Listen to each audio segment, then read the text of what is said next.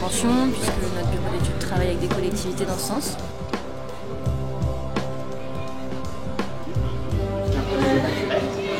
Ça a été l'occasion de montrer qu'en réalité, la réduction... C'est à émarger et puis profiter des quelques minutes qui nous restent pour éventuellement prendre un petit café, un thé ou un verre d'eau.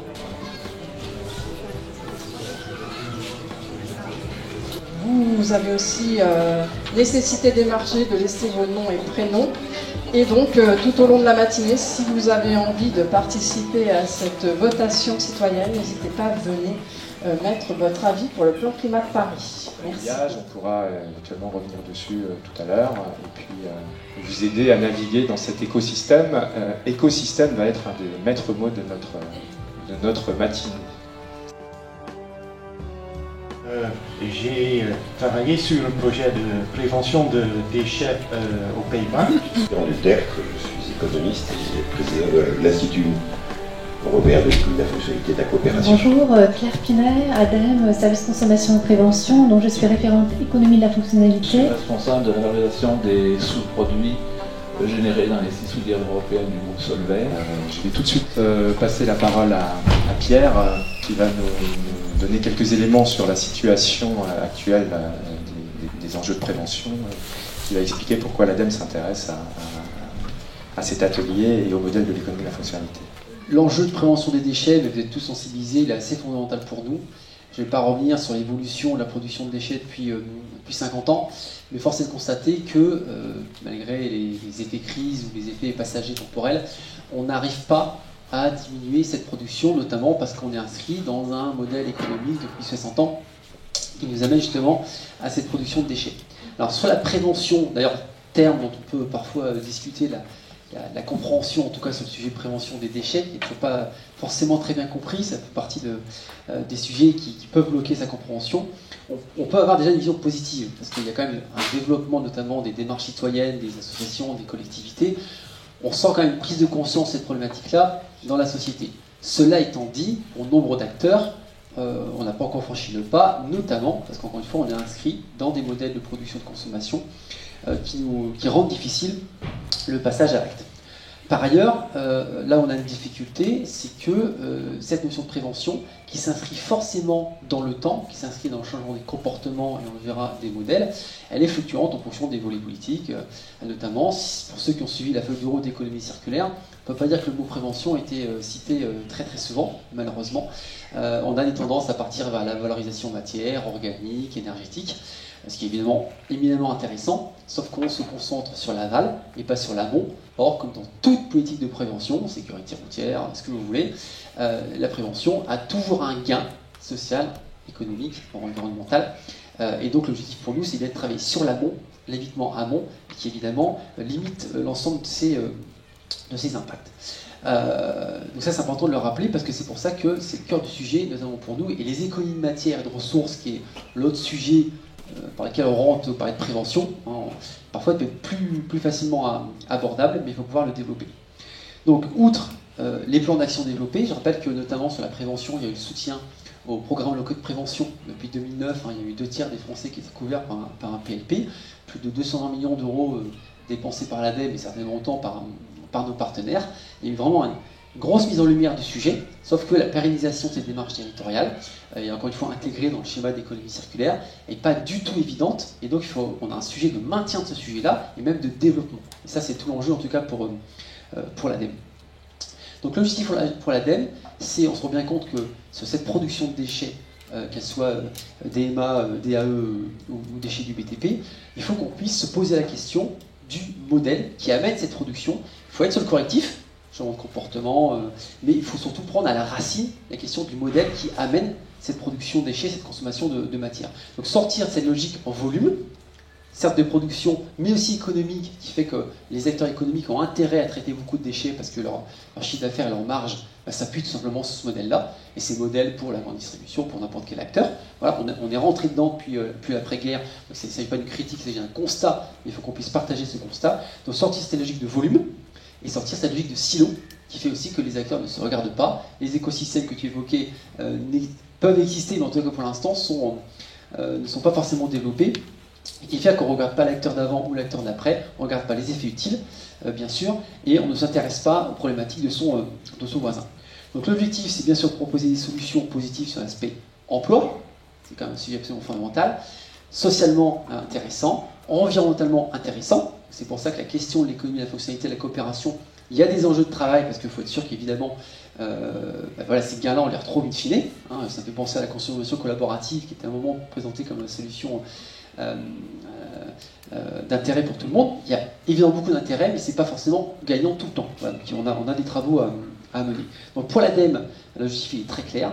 Il faut qu'on plante des graines, parce que changer un modèle, ça ne se fait pas en 6 mois. Donc il y a beaucoup de travail à mener pour pouvoir l'expliciter, développer justement des référentiels, développer l'intelligence tout simplement, accompagner les acteurs. Et ce genre d'atelier, voilà, tous les travaux menés déjà depuis de nombreux mois, voire années, et qu'on compte mener par la suite, c'est avoir une solution d'une part intelligente et le partager avec un maximum d'acteurs, parce que c'est bien le cœur de la question. Donc voilà, proposer un nouveau modèle, ses effets utiles, et puis faire en sorte qu'au sein de la société, ce genre de solution, la performance d'usage, plutôt que la possession, plutôt que l'accumulation de biens, ça soit vraiment un signal le plus fort, et que ça devienne évidemment au plus court terme possible la norme pour tous. Voilà. Alors on parle de modèle économique, simplement un petit schéma pour se dire ensemble qu'un modèle économique, c'est bien plus qu'un modèle d'affaires ou un business model. Donc quand on essaye de construire un nouveau modèle économique ou de travailler sur une évolution du modèle dominant, on est bien à la fois sur la façon dont se pensent et se construisent des offres en réponse à des attentes et à des façons de formuler des besoins.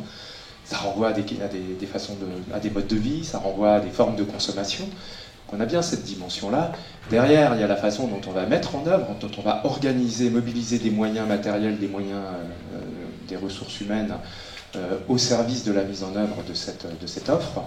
La façon dont on va trouver une forme de contractualisation, une forme de convention qui va permettre, en même temps qu'on va rendre le service, d'avoir une rémunération, donc de construire une valeur monétaire à partir, une reconnaissance monétaire et une valeur monétaire à partir de la mise en œuvre de l'offre. Et puis un modèle économique, c'est aussi la façon dont cette valeur monétaire, elle est partagée entre les différentes parties prenantes, et derrière, on voit bien que ça renvoie à la question de la gouvernance. La gouvernance à l'échelle des acteurs économiques et la gouvernance à l'échelle des systèmes ou des écosystèmes, le territoire étant un point d'appui aussi pour organiser des formes de gouvernance. Donc le travail que l'on a mené, il a consisté à revisiter ces différentes dimensions d'un modèle économique en appliquant le référentiel de l'économie, de la fonctionnalité et de la coopération. Alors on ne va pas faire un cours sur le modèle de l'économie, de la fonctionnalité et de la coopération. Si vous êtes un tout petit peu plus éloigné, si vous avez moins de connaissances, ce que je vous propose, c'est simplement un premier balayage très rapide, et puis c'est d'accepter que vous le découvriez à partir des visions qui vont vous être partagées tout à l'heure, où vous allez avoir un certain nombre d'histoires qui vont vous être racontées, de façons d'agir qui vont vous être présentées, et puis des termes qui vont sonner à vos oreilles, et éventuellement on pourra discuter de ces concepts derrière. La première chose, quand on parle du modèle de l'économie, de la fonctionnalité et de la coopération, c'est bien un modèle qui vise à sortir de la logique de volume, c'est-à-dire de la logique où on a un intérêt à produire et vendre des biens ou des services, et où on est rémunéré à chaque fois qu'on vend le bien ou qu'on mène le service. Alors, une fois qu'on a dit ça, on se dit, ben, c'est pas possible, hein, y a pas... comment je continue à vivre? Alors, un des premiers sauts, c'est d'imaginer, c'est d'interroger les différentes dimensions de valeur qui sont créées à travers la mise en œuvre, la réalisation de l'activité, notamment les effets utiles, les effets d'externalité, les impacts directs, indirects, de repérer là où de la valeur se crée, là où potentiellement de la valeur se détruit, de la valeur se préserve, et de voir comment on positionne notre réflexion et notre proposition de valeur sur ces dimensions de valeur. Et donc, de discuter avec les différents bénéficiaires sur les dimensions de valeur. On sort d'un rapport à des moyens, des jours hommes que connaissent tous les cabinets conseils, ou le prix du bien qu'on connaît tous quand on achète un bien, pour aller discuter de performances d'usage, de conditions dans lesquelles on va pouvoir tenir ces performances, de la valeur que ça crée pour chacun, et donc de la façon dont on va être capable de payer, de rémunérer, de consentir à une dépense au vu de la valeur qui va être créée. C'est ce saut qui est invité, auquel nous invite l'économie de la fonctionnalité et de la coopération. Alors derrière, dans la mise en œuvre, on va essayer de construire l'ensemble de mettre en œuvre et d'articuler l'ensemble des dimensions de biens et de services qui vont permettre de tenir la performance. C'est là où très souvent on se rend compte que à l'échelle d'un acteur économique, qu'il soit une association, une entreprise, quel que soit son statut, à l'échelle d'un acteur, on ne peut pas tenir l'ensemble des dimensions. Et donc il y a un enjeu à sortir des silos, comme tu le disais, et à réussir à articuler de plus en plus finement, voire à intégrer, à être dans un même mouvement au service d'une dimension de performance qu'on va essayer de tenir collectivement. Quand on pose ça, on voit bien qu'on est dans un enjeu de coopération. C'est-à-dire on va sortir d'un périmètre où chacun est censé faire ce qu'il a à faire et puis on se coordonne et ça va fonctionner. Mais on est bien dans un enjeu de coopération. La coopération, c'est la capacité à comprendre les enjeux des autres et en même temps que l'on agit, à agir en ayant en tête les enjeux des autres. Alors, c'est pas forcément simple, la coopération, parce que on est toujours porteur de ces enjeux, mais en même temps, il faut qu'on s'intéresse aux enjeux du voisin ou aux enjeux du bénéficiaire, pour qu'on comprenne à quelles conditions on va pouvoir ensemble être performant. Mais dans le réel, c'est la condition qui va nous permettre de tenir la performance. Et puis, ce qui est un effort pour moi, quand je vais m'intéresser aux enjeux de l'autre, je vais en attendre la réciproque, c'est-à-dire que je vais aussi avoir les autres acteurs qui vont comprendre, s'intéresser à mes propres enjeux, et on va essayer d'agir de concert. Voilà, quelques éléments rapides de présentation du modèle de l'économie, de la fonctionnalité et de la coopération. Et puis, vous allez le voir de façon plus développée à travers les visions tout à l'heure. Très bien. Alors, au niveau du cadre, Patrice l'a évoqué tout à l'heure. Donc nous, l'ADEME, on est ravis d'avoir une convention avec l'Institut européen de l'économie de la fonctionnalité et de la coopération de long terme. On le précise, parce qu'il y a aussi une logique, comme on l'a dit, à développer cela, parce que nous, on croit au référentiel, au modèle qui est proposé. L'ADEME est toujours ouvert à l'ensemble des modèles, mais à un moment, si on veut creuser et avancer, il faut aussi pouvoir se donner les moyens. Donc, on a cette convention. L'animation donc de l'atelier de travaux a été coportée par à la fois Thémis et puis l'ADEME, les collègues qui sont présentés tout à l'heure, notamment Claire et Dominique. Et puis un soutien donc fort du club économique de la fonctionnalité et du développement durable, et un soutien financier de la Caisse des dépôts, pour justement pouvoir évidemment asseoir ces différents travaux.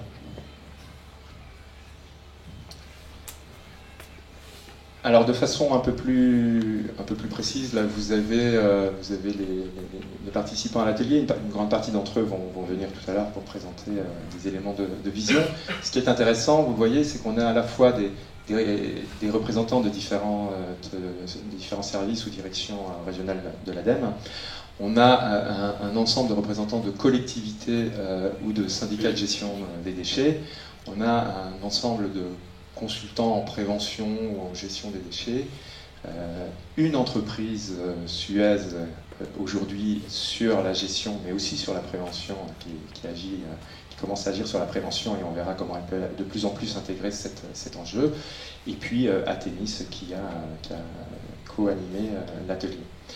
Comment on a travaillé? On a eu 5 ou 6 séances, et on a travaillé à partir de mini-scénarios.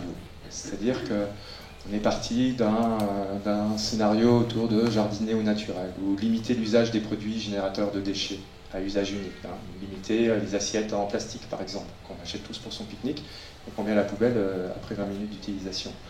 On a travaillé aussi sur la question des déchets d'activité économique, les DAE, à partir de l'exemple d'une imprimerie. Qu'est-ce que ça signifie mettre en place un accompagnement à une logique de prévention on va dire des déchets papier. Vous allez voir tout à l'heure jusqu'où ça peut nous pousser. Et puis le dernier, c'était la façon dont, à travers les marchés publics, on pouvait imaginer pour une collectivité une évolution des formes d'achat qui passe par une forme de marché renouvelé, où on va favoriser de la seconde main ou des économies de consommables, achetés différemment. Alors, ces mini-scénarios, ils nous ont permis de travailler au fur et à mesure des séances.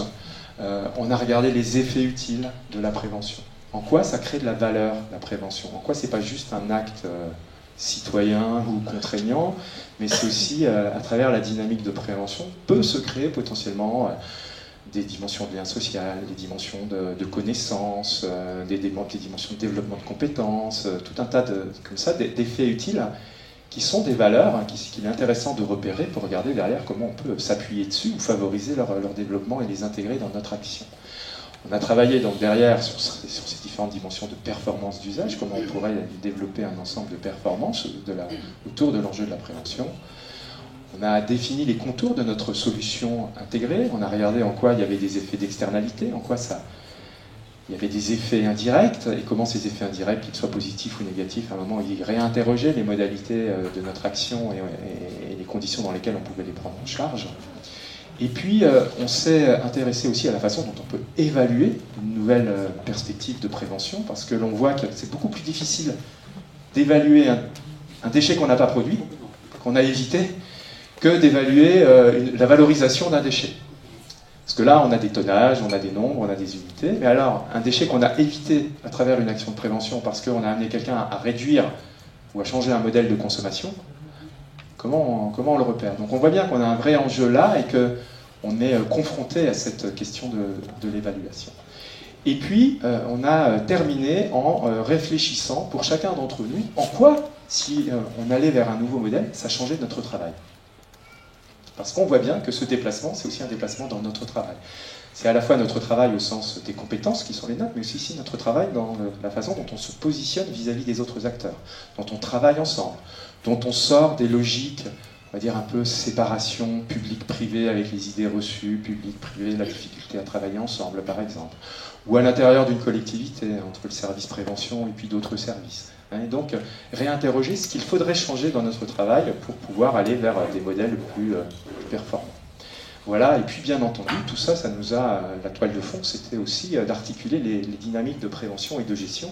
Comme le disait Pierre, l'enjeu, c'est pas d'opposer la prévention et la gestion, c'est bien de regarder comment les opérateurs, dans un mouvement le plus synchrone possible, sont à la fois en capacité de faire de la prévention et d'avoir la gestion optimisée si, malgré tout, on produit des déchets.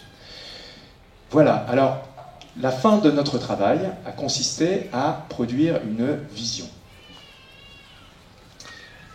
C'est ce qui va vous être présenté juste après. Qu'est-ce qu'une vision? Alors, une vision, c'est pas une prévision. Première subtilité. On ne cherche pas à prévoir ce qui va arriver.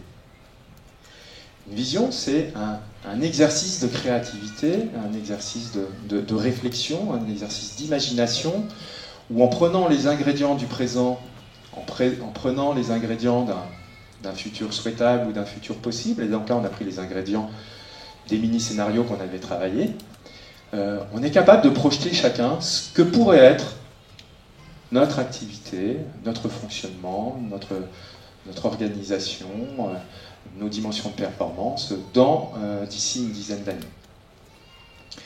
Alors toutes les personnes qui vont passer dans les minutes qui viennent ont elles-mêmes produit, à partir de leur situation actuelle et dans une logique de projection, des éléments de vision. On va tout de suite se dire que ces éléments de vision ne sont absolument pas des éléments qui engagent les personnes, qui engagent les structures. Donc quand l'ADEME va présenter les éléments de vision, on n'est pas en train de vous présenter le prochain plan de l'ADEME sur la prévention des déchets. Peut-être que ça y concourra, peut-être que cette vision, elle servira de point d'appui pour imaginer des nouvelles politiques, mais on n'est pas encore dans ce temps-là. C'est important, c'est aussi important pour qu'on soit tous tranquilles dans la présentation des visions qui ont été écrites. On est dans un temps exploratoire, on n'est pas dans un temps d'annonce, on n'est pas dans un temps d'engagement, mais plutôt de créativité pour vous faire réagir et nous faire réagir. Voilà, pour la partie introductive, ce que je vous propose, c'est éventuellement, s'il y a une petite question de compréhension, on peut y répondre, et puis sinon, on va passer à cette deuxième partie où on va présenter les visions. Merci beaucoup Pierre, on se retrouve tout à l'heure pour la vision. Est-ce qu'il y a une personne qui souhaite poser une question sur cette première partie? Oui. Juste pour être sûr, ce que vous appelez une vision, c'est plutôt un... Pardon. Juste pour être sûr, ce que vous appelez une vision, c'est plutôt un cadre de réflexion en fait qui va amener au reste, quoi. Je sais pas si je le reformule. Une vision, c'est l'idée d'écrire ce que pourrait être un futur souhaitable et de le décrire. de se dire, bah, tiens, si on voulait construire, donc notre enjeu, c'était quel modèle économique favorable à la prévention des déchets. Et donc on essaye d'y répondre à travers la construction d'une image, d'une projection. Voilà. Donc on est dans le temps de la projection et on essaye de décrire. On pense que c'est important d'essayer d'imaginer et de décrire. Donc on n'est pas dans un rapport au réel au sens où c'est ce que l'on va faire, ou c'est comme ça qu'il faudrait faire. On est dans un premier temps où on se laisse imprégner et on imagine des histoires.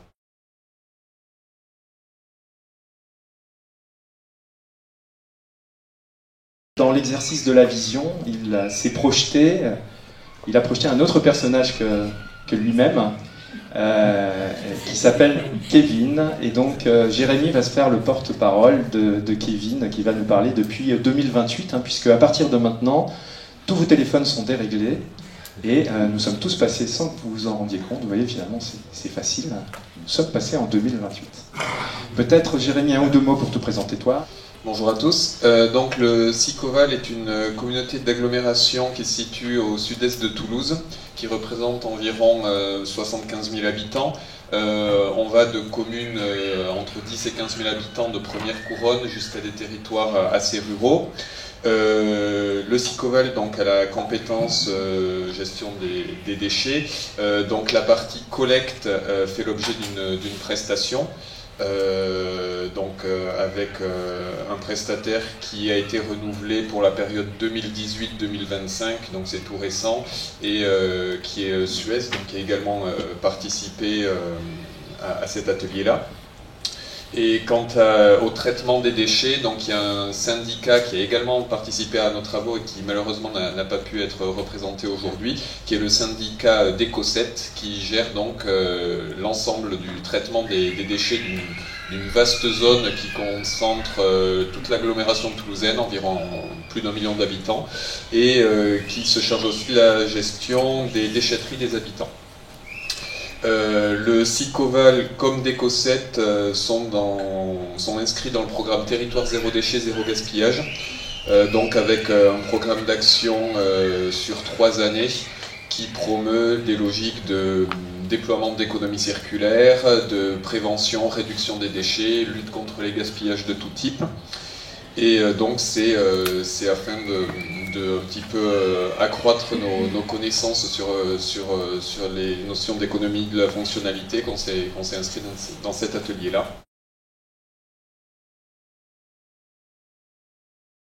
Bien, donc maintenant je vais interviewer Kevin, nous sommes en 2028 et ça fait maintenant 10 ans, Kevin, qu'au niveau du Sicoval, vous agissez pour mettre en œuvre un modèle de prévention des déchets inspiré par le référentiel de l'économie de la fonctionnalité et de la coopération. Vous êtes maintenant, aujourd'hui, votre poste, vous êtes chargé d'usage.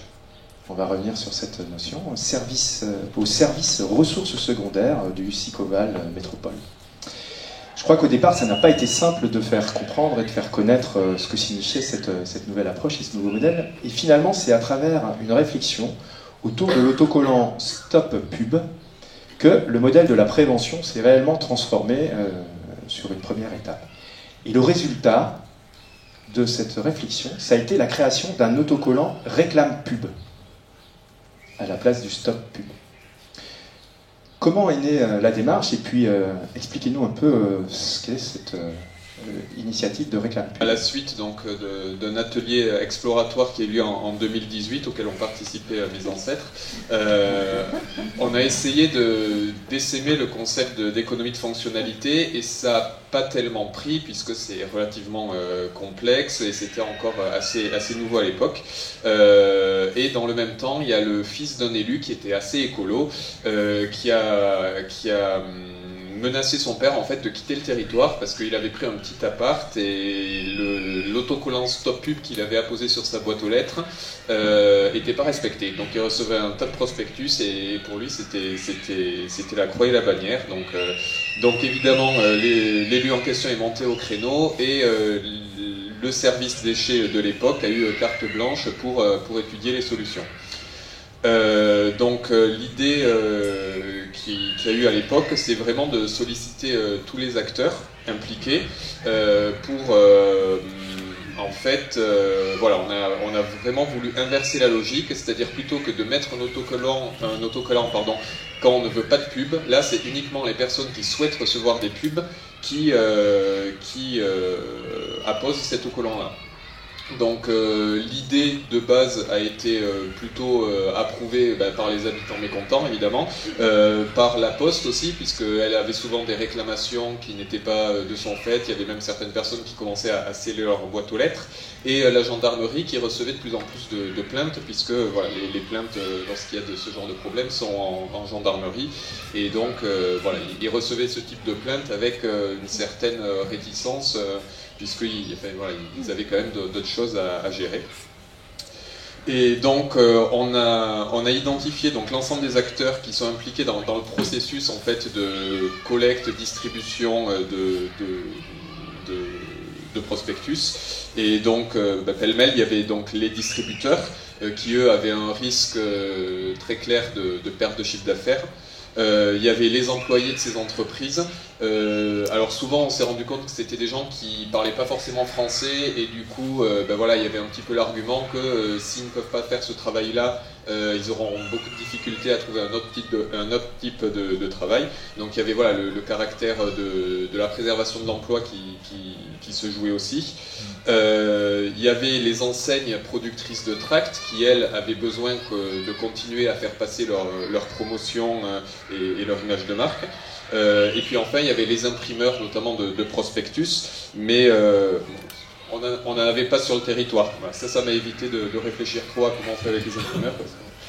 Et enfin, il y avait les habitants qui souhaitaient, eux, recevoir des publicités et qui donc étaient totalement heureux de l'ancien système et qui allaient avoir un changement de pratique avec ce nouveau système. Effectivement, on voit que cette inversion de logique, elle entraîne tout un ensemble d'effets, et notamment un ensemble d'effets indirects, négatifs, indirects parce qu'on ne vise pas à ce que des personnes perdent leur emploi, mais finalement, des conséquences possibles, c'est par exemple la perte d'emploi. On est bien dans un changement qui est favorable en termes de prévention, mais finalement qui crée un ensemble d'externalités négatives. Comment vous vous y êtes pris pour dépasser ces limites qui peuvent être des vrais freins à la mise en œuvre d'une nouvelle approche? Là, on a raisonné en termes d'effets utiles. Donc la question qu'on s'est posée, c'est quels sont les effets utiles de la publicité qui est distribuée dans les boîtes aux lettres. Et donc on a interrogé les habitants, et donc on s'est rendu compte que les destinataires de prospectus, souvent, eux, leur intérêt dans la démarche, c'était vraiment très très ciblé, soit en termes de type de produit, soit en termes d'enseigne, soit vraiment géographiquement. C'est-à-dire qu'ils étaient intéressés pour recevoir tel type de réclame de telle enseigne à proximité, mais pas forcément de recevoir tous les prospectus. Donc en fait, l'idée qui a émergé, c'est qu'il y avait une recherche, une volonté des gens qui reçoivent la publicité d'avoir une information personnalisée. Voilà. Après, les personnes qui étaient intéressées par les publicités, et souvent c'était des personnes soit isolées, soit âgées, qui n'avaient pas forcément le même rapport au commerce électronique que les nouvelles générations, on va dire. Et donc finalement, il y avait aussi une question de contact et de lien social qui se faisait à travers le prospectus publicitaire. Finalement, il y avait cette possibilité de garder un contact avec les nouveautés. Voilà. Donc il y avait ces deux éléments, information personnalisée et lien social. Et donc du coup, finalement, l'effet utile, c'est pas le prospectus en soi, mais c'est l'information qu'il contient. Et du coup, on a demandé aux entreprises qui assurent la distribution de prospectus de réfléchir dans leur modèle économique s'ils ne pouvaient pas faire évoluer leurs employés pour que justement ils soient en capacité d'intégrer ces informations personnalisées et de la divulguer via finalement une relation physique plutôt que par le support imprimé. Voilà, ça, on avait on s'était un petit peu basé sur ce que faisait la Poste à cette époque-là, qui était ben voilà, d'aller aussi vers une espèce de lien où on ne fait pas que distribuer du courrier, mais on va aussi rechercher des informations sur les personnes, se renseigner, etc. Et donc du coup, la Poste, qui était déjà familier de ce genre de basculement, a appuyé cette transformation en fait dans l'activité des distributeurs.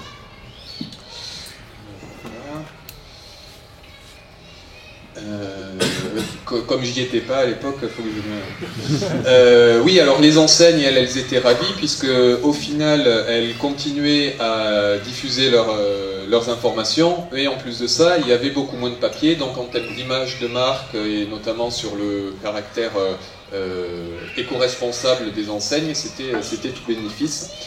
Et donc, pour l'imprimeur, en fait, comme le Sicoval à l'époque avait travaillé avec Athénis et l'ADEME, qui avaient déjà accompagné des imprimeurs dans le basculement vers le modèle d'économie de la fonctionnalité, on a invité les imprimeurs donc, qui travaillaient avec les distributeurs de se rapprocher.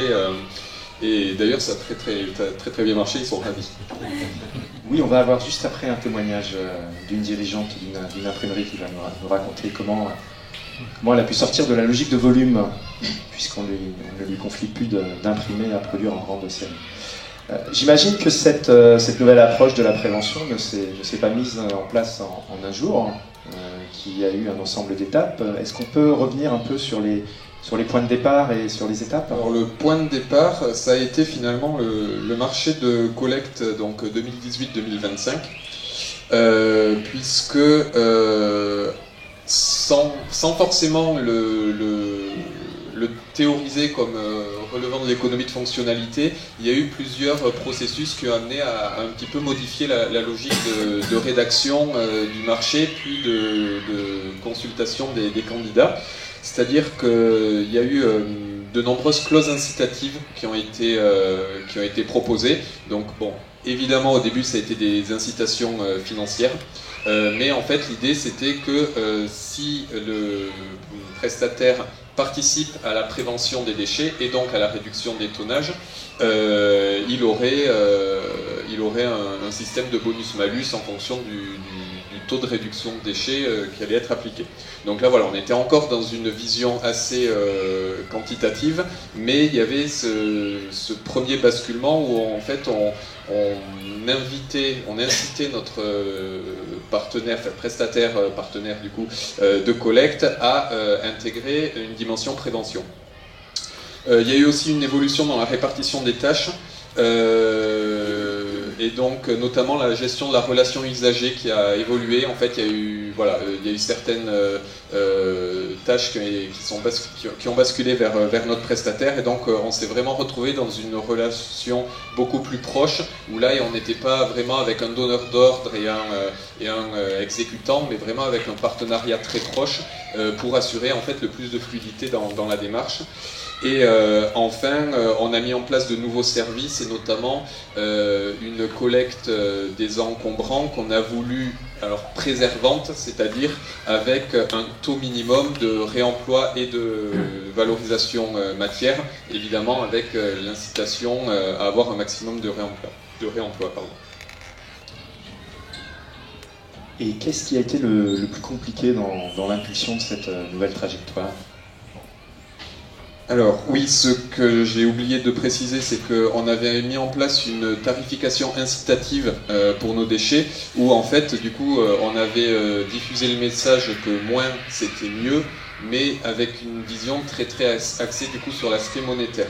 Donc il y a eu une difficulté, ça a été de basculer justement de cette vision très monétaire et individualiste finalement, en disant que l'effet utile, c'est pas forcément de gagner quelques euros sur mon portefeuille, c'est un effet utile mais pas le principal, mais que l'effet utile, c'est vraiment d'arriver à avoir une préservation des ressources et une prévention des déchets, donc finalement une plus belle planète sur laquelle on vit, etc. Donc ça a été pour le grand public. En termes de communication, ça a été assez difficile. Là où ça a été encore plus difficile, ça a été pour nos élus.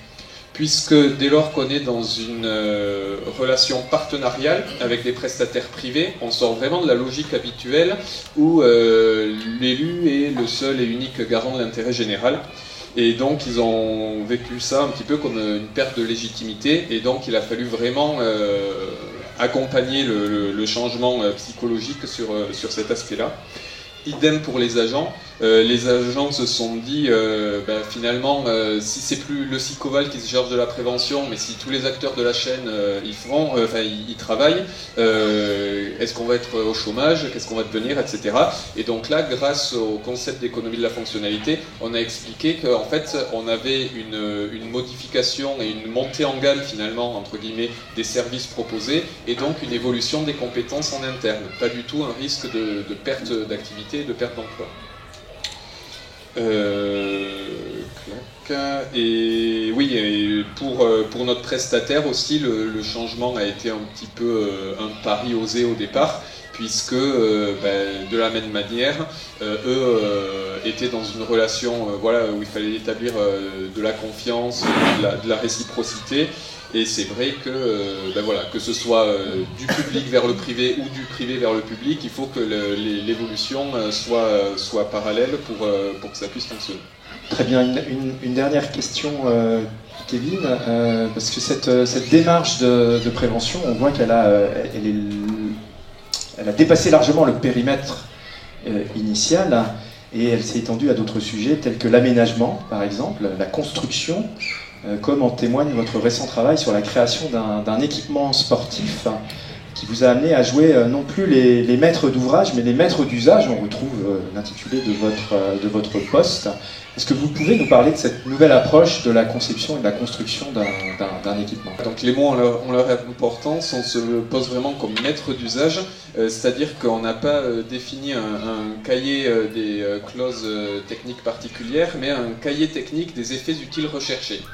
C'est-à-dire qu'à une époque, en fait, on aurait dit il nous faut un nouvel équipement, un city-stade ou un gymnase, pour qu'il y ait des activités sportives à tel endroit. Et donc, mes ancêtres du service déchets, en fait, auraient fait peut-être une analyse du cycle de vie du bâtiment, des préconisations pour l'installation, où doit-on installer les bacs, etc.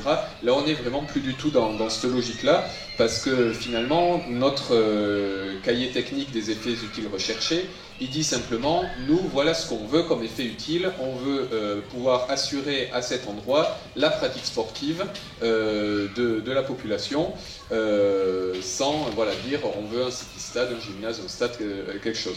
Donc du coup, finalement, il y a un candidat qui a fait une offre qui était à la fois très bon marché et très peu impactante pour le territoire, puisqu'il s'est rendu compte qu'il y avait déjà un supermarché avec un parking, et que donc on pouvait utiliser ce parking pour en fait disposer des modules en fait polyactivités, des choses qu'on peut installer facilement et désinstaller ponctuellement du coup, et du coup on utilise un petit peu d'espace mais qui est déjà artificialisé pour mettre en place finalement une zone où la pratique sportive est possible.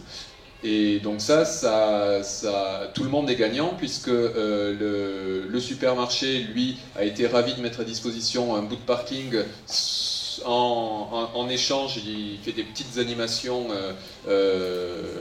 auprès des jeunes qui font du sport, donc ça fait partie de sa stratégie marketing. Dans la galerie marchande, on avait une pharmacie qui du coup a accepté de modifier un petit peu ses horaires pour pouvoir permettre, on ne sait jamais, un coup de ballon dans la tête ou quoi, qu'il y ait des soins à proximité. Donc pour eux aussi, ça leur permet d'augmenter leurs bénéfices. Plus il y a de blessés, plus ils sont contents. C'est pas du tout économie de fonctionnalité, ce que je viens de dire. Et en termes d'équipement, il y a quand même eu une installation de vestiaire-douche, mais du coup, les salariés de la grande surface en bénéficient pour leur déplacement domicile-travail, donc il y a beaucoup plus de salariés qui vont travailler à vélo, et les gens qui font du sport à d'autres horaires, donc sans le moindre conflit, l'utilisent également lorsqu'ils en ont besoin.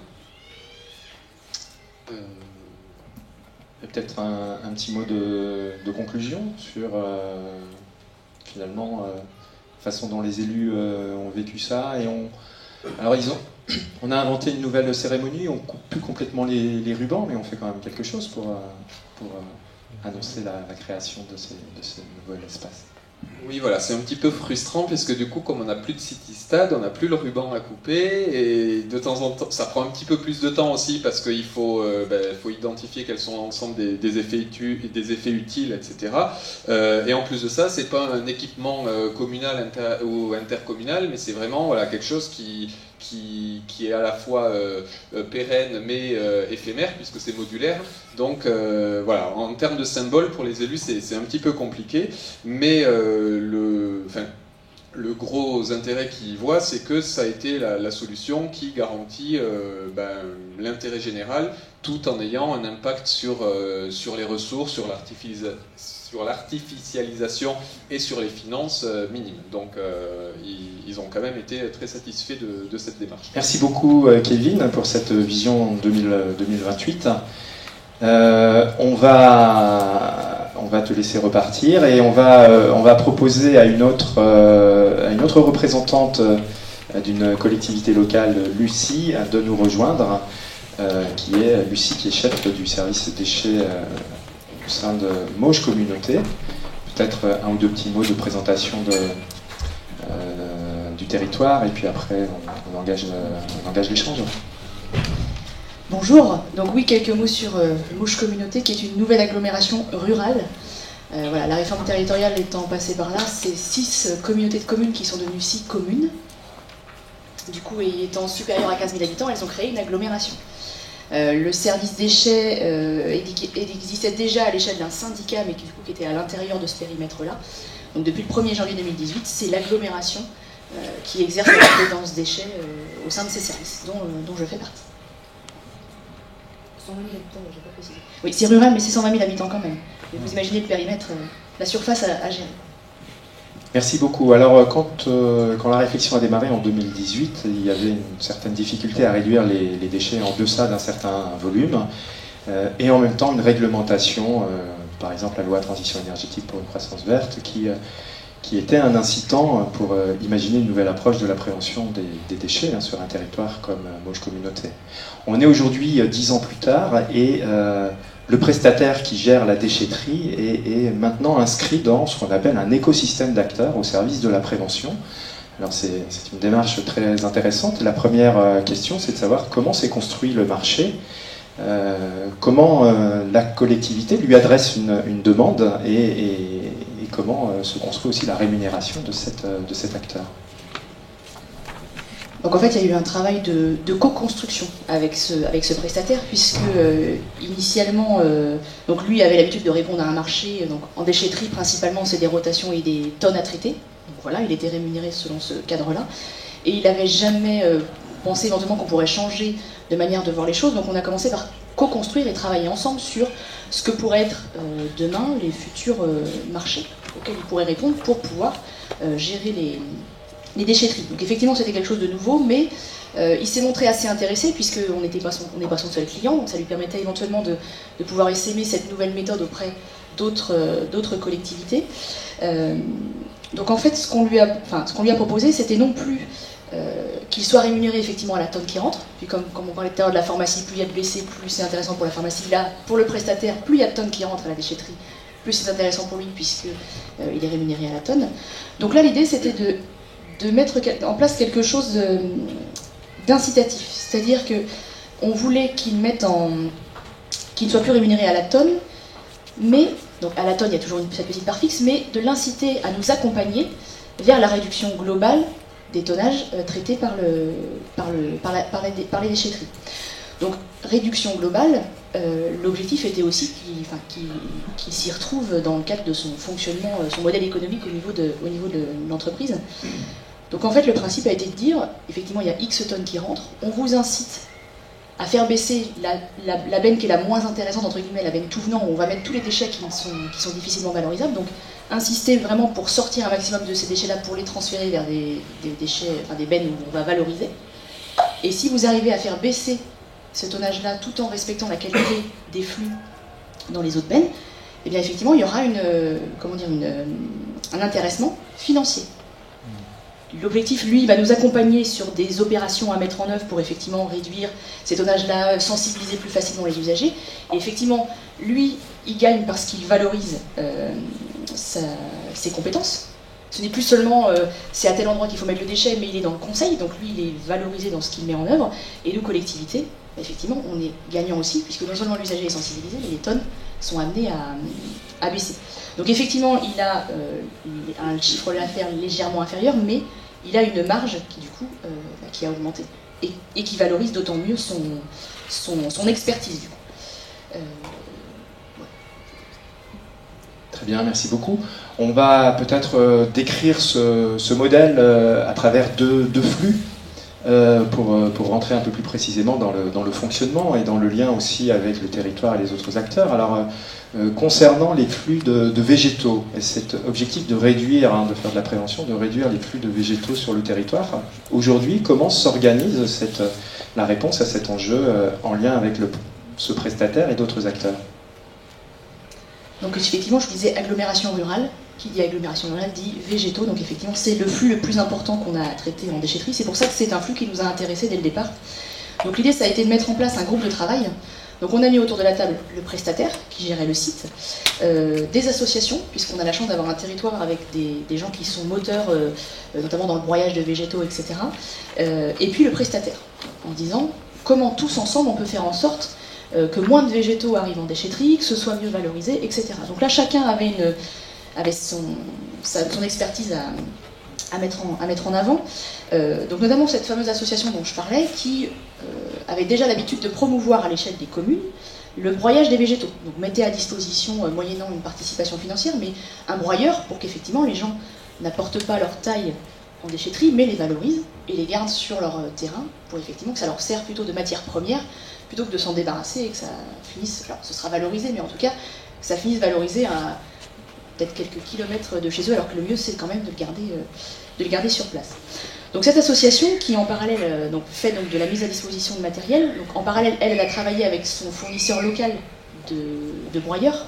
L'idée c'était pas qu'elle investisse et puis qu'elle le fasse réparer, elle a essayé de travailler avec le fournisseur aussi pour que lui propose un système de location-maintenance.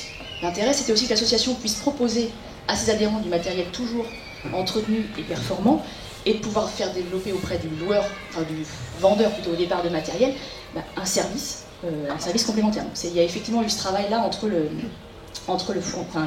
l'association et son fournisseur de matériel. Donc en fait, le principe pour cette association, c'était de proposer une offre complète. Effectivement, dans un premier temps, avec le prestataire, proposition de démonstration en déchetterie. Effectivement, l'usager, il a coupé tous ses végétaux, il arrive en déchetterie, on lui explique une fois qu'il est arrivé sur place, comment il aurait pu faire autrement, comment il va valoriser sa pelouse en paillage, son broyage, etc., pour sensibiliser les usagers. Donc ça, c'est la première étape. Ensuite, l'association souhaitait aller plus loin pour aussi valoriser ses compétences. C'était de dire comment, en préservant la faune et en permettant d'enrichir la faune et la flore, comment on aide les gens aussi à concevoir leur jardin différemment.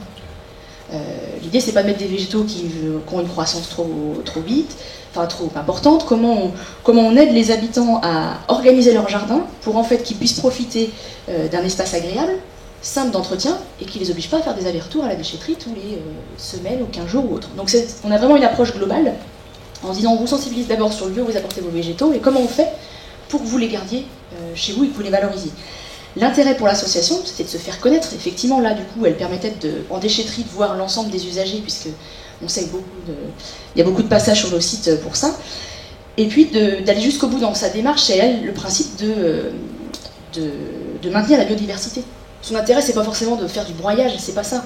Il y a un intérêt au départ agronomique et de préservation de la faune et de la flore, du coup, c'était compatible au niveau de cette organisation-là.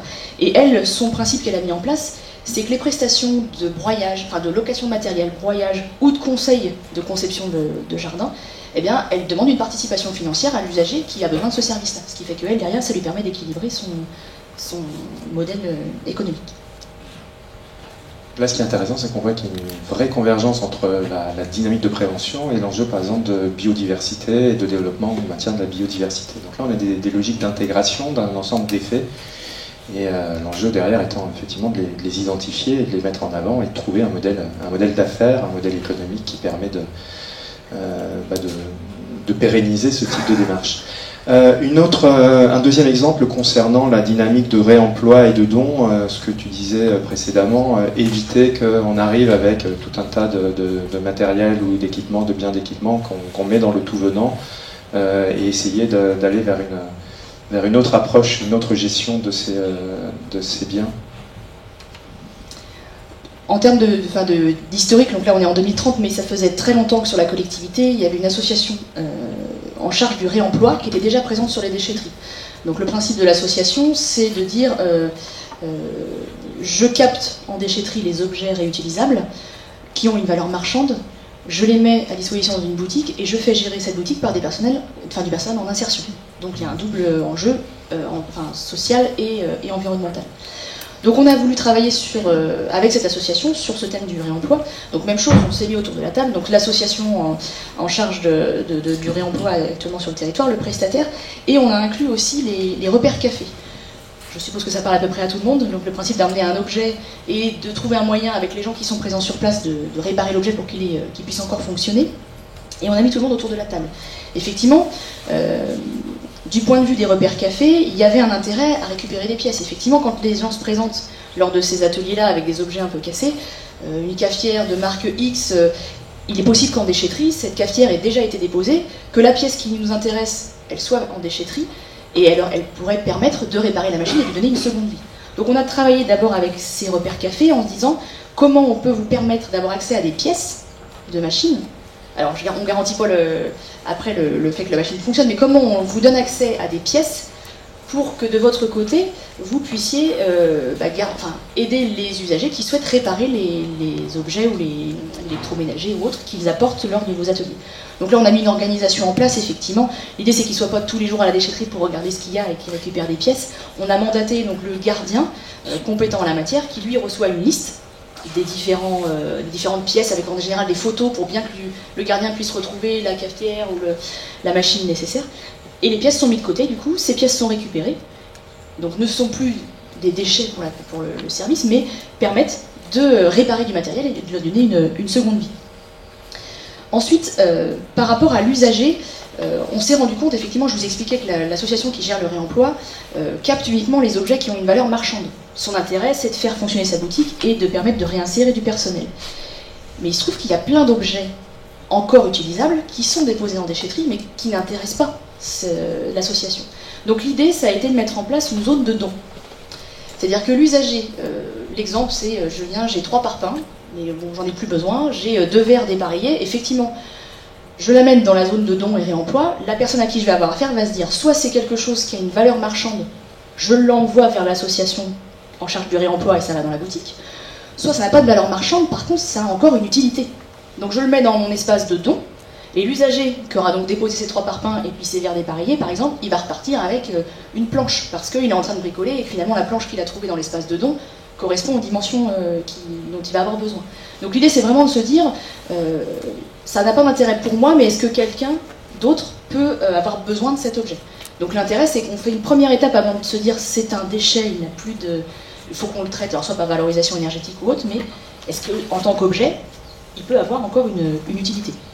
Alors effectivement, dans ce fonctionnement-là, l'association de réemploi qui au départ captait les objets qui avaient une valeur marchande qu'elle réintégrait dans sa boutique, ça lui a fait un peu peur au départ. Effectivement, elle s'est dit, bon, on va m'enlever toute la matière qui fait qu'aujourd'hui les gens se déplacent dans ma boutique, achètent, etc.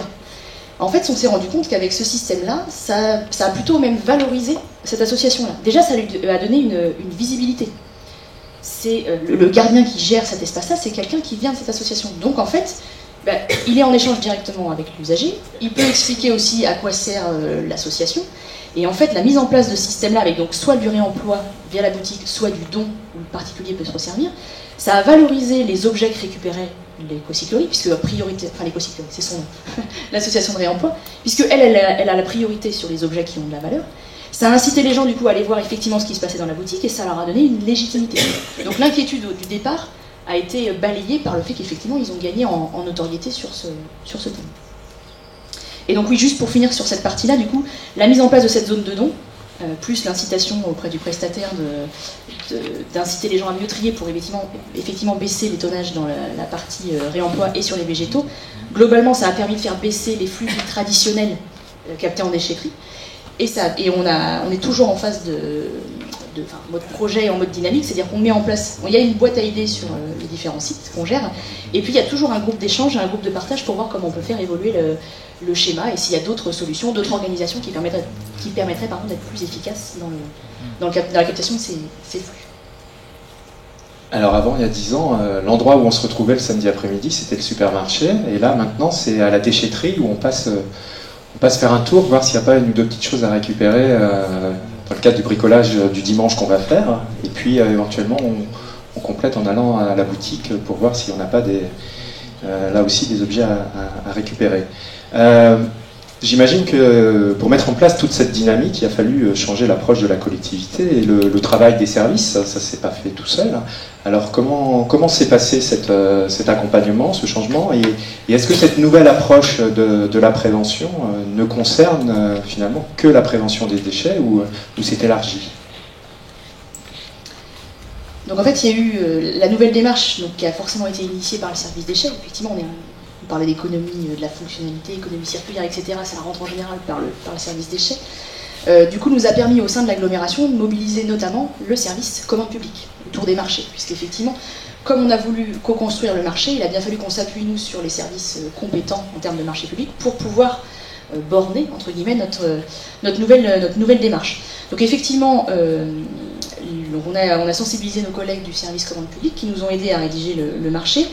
Et convaincus du coup de l'intérêt, au vu de ce qu'ont donné les marchés du service déchets, ils ont souhaité travailler avec l'ensemble des chefs de service de l'agglomération pour que chacun, de son point de vue et avec les besoins qu'il a au niveau des marchés publics, puisse s'interroger sur comment mettre en place des notions de performance dans les marchés de prestations qu'ils doivent mettre en œuvre. Et notamment, donc ça chez chacun dans ses services, mais il y a eu un travail aussi de fond fait sur la partie fourniture. Parce qu'effectivement, la partie fourniture, c'est transversal pour l'ensemble des services. Donc là, du coup, il y a eu une approche plus globale commandée par le service commande publique. Donc ça, c'est plutôt l'aspect global en disant comment on a embarqué, entre guillemets, nos autres collègues dans la démarche. Après, j'ai envie de dire, au sein même du service, il a fallu aussi embarquer ses collègues. Donc moi convaincu, bien sûr, mais il faut aussi que les autres trouvent une légitimité dans le fait de rédiger différemment leur marché, en tout cas de réinterroger leur pratique actuelle. Effectivement, c'est confortable. On a un marché, on a une prestation, on repart de ce qu'on a fait. S'interroger sur comment on peut co-construire, inclure des notions de performance, c'est chambouler un peu les fonctionnements actuels. Mais effectivement, comme on a commencé par travailler par le marché de déchetterie, on a pu montrer que c'était réalisable, la preuve par l'exemple. Du coup, on a réussi à embarquer les autres collègues, donc sur la partie collecte, fourniture de composteurs ou autres, pour qu'effectivement il y ait cette même démarche qui soit mise en œuvre. Et effectivement, c'est progressif, il ne faut pas non plus penser que du jour au lendemain tout le monde est dans la dynamique, mais si effectivement il y a quelqu'un qui est moteur, qui accompagne, du coup on voit les effets que ça peut donner après, du coup on s'implique forcément de manière plus dynamique dans la démarche. Ce que je pourrais dire de manière plus globale, c'est qu'effectivement, le fait de co-construire des marchés et de travailler avec les prestataires, avec les autres collègues, en fait, maintenant qu'on est dans cette démarche-là, chacun a ajusté son rôle, chacun a trouvé sa place. Parce qu'effectivement, on reste donneur d'ordre dans la commande publique, mais en tout cas, chacun a trouvé sa place avec les prestataires, l'association, etc. Ce qui était important, c'est qu'on se retrouve tous autour d'un intérêt commun, c'était le service à l'usager. L'objectif, c'est que l'usager, je reprends l'exemple de la déchetterie, qui se présente sur la déchetterie, peu importe lui comment ça fonctionne, comment c'est rémunéré, lui, c'est le service. S'il nous explique qu'on peut valoriser des choses, qu'on peut faire de l'emploi, etc., il va peut-être être attentif, et puis il va lui aussi changer sa manière de voir ce qui va nous emmener en déchetterie. Ça nous a, nous, service, permis de changer aussi notre mode de fonctionnement, c'est-à-dire qu'on est très à l'écoute maintenant des suggestions que nous font nos partenaires, donc associations, prestataires ou autres. On n'est plus fermé sur nous-mêmes, on reste ouvert aux suggestions et puis aux initiatives extérieures. Je vous parlais du fait qu'on est un territoire où on a de la chance d'avoir des associations très dynamiques, et on est à l'écoute de toutes les suggestions qu'elles pourraient faire évoluer le service. Merci beaucoup Lucie. Merci pour cette interview. On a eu deux présentations de vision qui qui partent des collectivités locales. Ce que je vous propose, parce que je vois que ça fait déjà une bonne heure qu'on est assis en situation d'écoute comme ça, c'est peut-être de faire une petite pause pour que vous puissiez 5 minutes vous lever, respirer, discuter avec votre voisin. Et puis après, on va continuer à travers la façon dont une entreprise de gestion des déchets comme Suez a fait évoluer son modèle, la façon dont un imprimeur a fait évoluer son modèle, la façon dont les consultants ont fait évoluer leur approche et la façon dont l'ADEME a construit des nouvelles politiques en appui au développement de ces nouveaux modèles économiques. Voilà.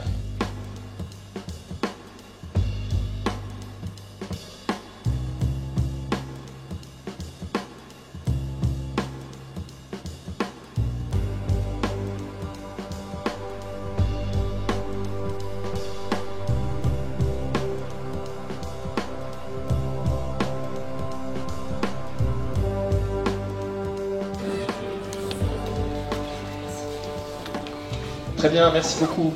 Alors, on repart en 2028 avec Nathalie Herry qui, il y a 10 ans, était en charge des nouvelles offres aux collectivités. Maintenant, elles ne sont plus nouvelles, c'est des offres dominantes. Nathalie, peut-être 2 mots pour se présenter, et puis après, on va rentrer dans l'interview. Oui, donc le groupe Suez s'est engagé il y a plus de 10 ans dans ce qu'on appelle la révolution de la ressource. Et l'idée, c'était vraiment d'accompagner nos clients, les entreprises et les collectivités pour passer d'un modèle linéaire, où on utilise toujours plus de ressources, à un modèle circulaire, donc développer l'économie circulaire, dans lequel on prend en compte les objectifs de prévention, de réemploi, et puis de recyclage de toutes les ressources. Donc là, ça fait quand même plus de 10 ans qu'on a mis en place cette stratégie. Et du coup, notre objectif, c'est vraiment de favoriser les boucles circulaires et d'accompagner nos clients sur les territoires. Très bien, alors maintenant, en 2028, ces choses sont bien installées. Et qu'est-ce que ça a changé dans votre activité, dans le périmètre des choses que vous prenez en charge ? Alors, Suez était avant surtout connu pour la collecte et le traitement des déchets. Et ce qui a changé, c'est qu'on a intégré tout un pan de nouvelles activités qui sont vraiment liées à des prestations autour de la prévention.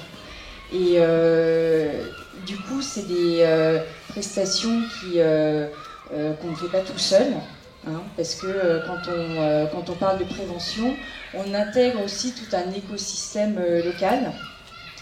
Si je parle des biodéchets, par exemple, avant, l'activité de Suez, c'était la collecte séparée et le traitement via le compostage ou la méthanisation des déchets alimentaires.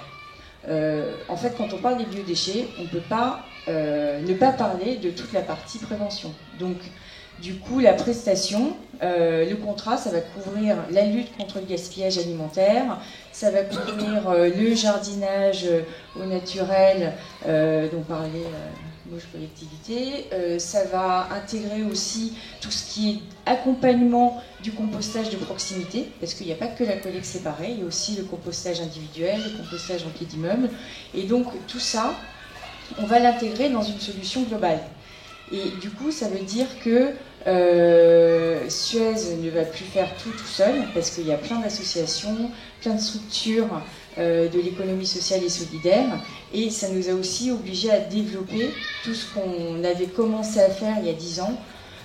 Par exemple, on fait des Suez Collaborative Tours, où on travaille avec des structures comme Future Empress pour identifier, pour cartographier tout l'écosystème des acteurs sur un territoire. Et on va travailler avec tous ces acteurs pour être présents sur des activités de prévention. Et par exemple, sur les déchetteries, effectivement, on va se préoccuper pas seulement du hockey et puis du recyclage, mais aussi en amont, et favoriser le réemploi. Et il y a par exemple un service qu'on avait testé donc en 2018, qui est le réemploi en ligne, parce qu'il y a un cas où on faisait de la collecte d'encombrants sur demande. Donc les gens se connectaient sur Internet pour demander une collecte d'encombrants. Et on s'est dit, plutôt que de jeter, peut-être qu'il y a une seconde vie à donner aux objets. Et donc on a fait un test dans le cadre d'un programme d'Open Innovation qui s'appelle Data City. On a testé un petit bouton qui permet aux gens de dire ok, je demande une collecte d'encombrants, mais avant, en fait, je vais pouvoir donner. Et en cliquant sur ce bouton, ça va faire un formulaire qui va envoyer ce don à toutes les ressourceries, recycleries, associations intéressées ou à des particuliers, aux voisins qui veulent venir récupérer l'objet. Et si jamais l'objet trouve preneur, tant mieux. Et s'il ne trouve pas preneur, en fait, ça revient dans le circuit de collecte des encombrants. Et donc, ce type de solution, c'était un peu anecdotique au départ.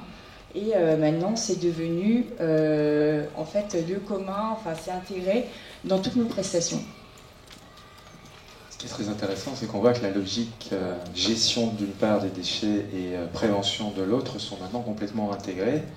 Et que ce qui, il y a 10 ans, était une difficulté, finalement, aujourd'hui, a trouvé sa réponse. Je suppose que ça a changé vos relations, notamment avec les collectivités locales, maintenant. Quelles sont-elles en 2028 ? Alors, en 2028, effectivement, on a vu un vrai changement, puisque au départ, en 2018, c'était vraiment des précurseurs, comme le SICOVAL, qui avait mis en place des nouveaux modèles contractuels.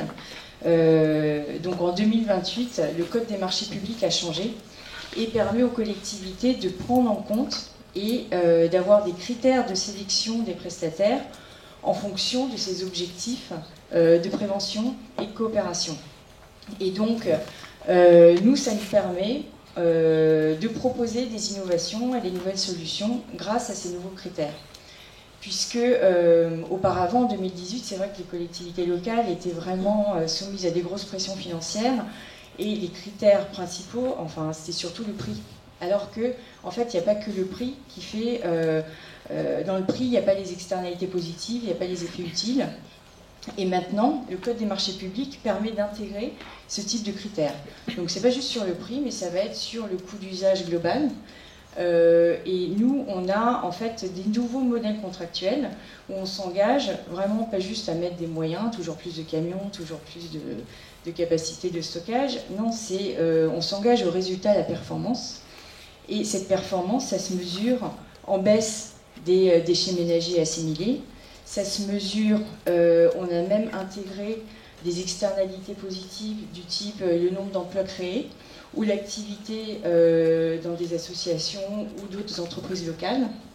Et il y a même des indices nouveaux qui existent, un indice de lien social, un indice de bien-être pour les habitants, un indice d'attractivité pour le territoire.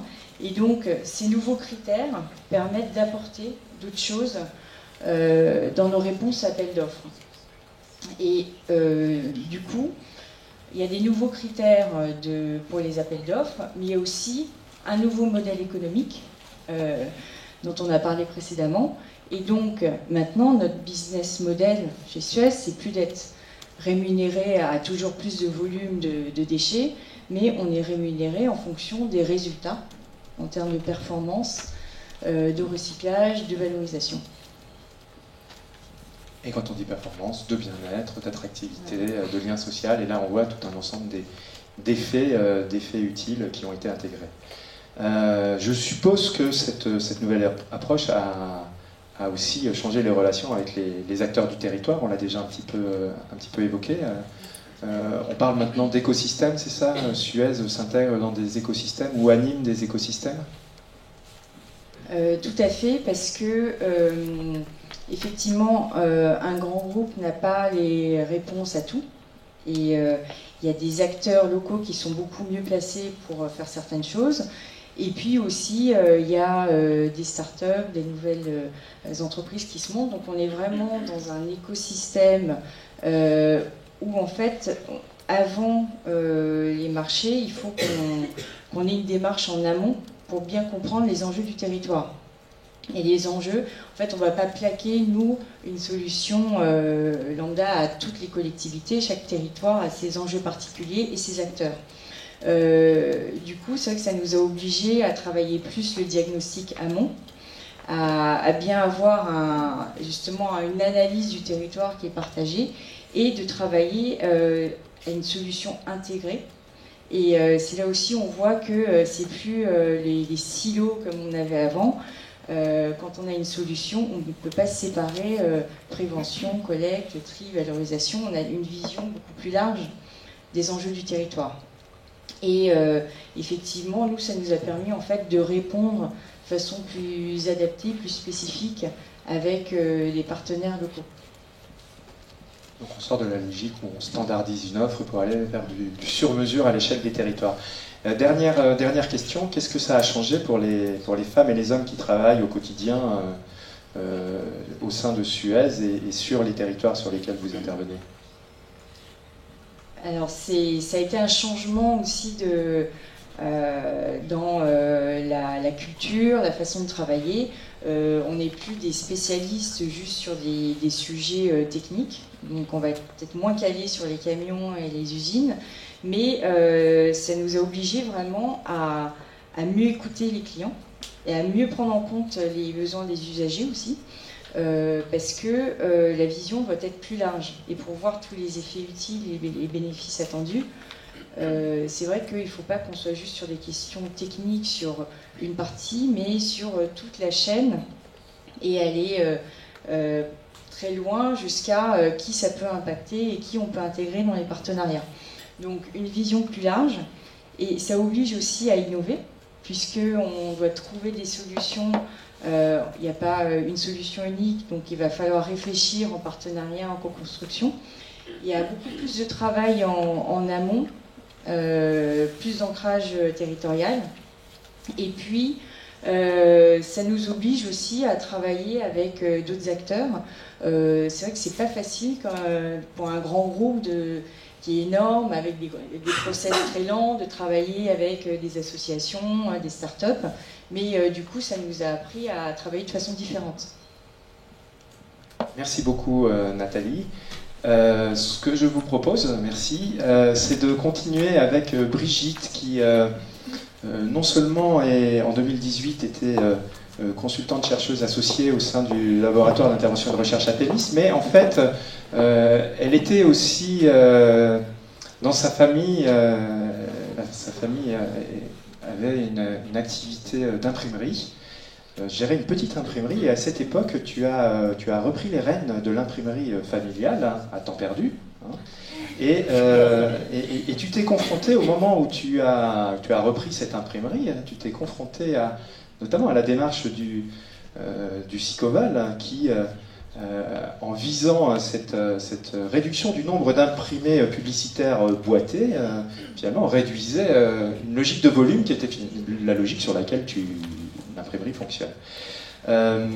Tu as, avec tes collaborateurs, mis en œuvre toute une réflexion en mobilisant le référentiel de l'économie, de la fonctionnalité et de la coopération pour revisiter ce modèle et essayer de construire des nouvelles réponses. Est-ce que tu peux nous en dire deux mots ?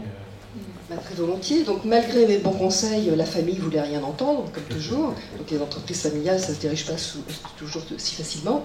Donc, effectivement, comme beaucoup d'entreprises, il y a quelques années, avant que je reprenne, l'entreprise, elle était ancrée donc, dans une logique de volume, c'est-à-dire que pour faire plus de chiffre d'affaires, pour évoluer, il fallait produire plus. Donc, produire plus pour gagner plus.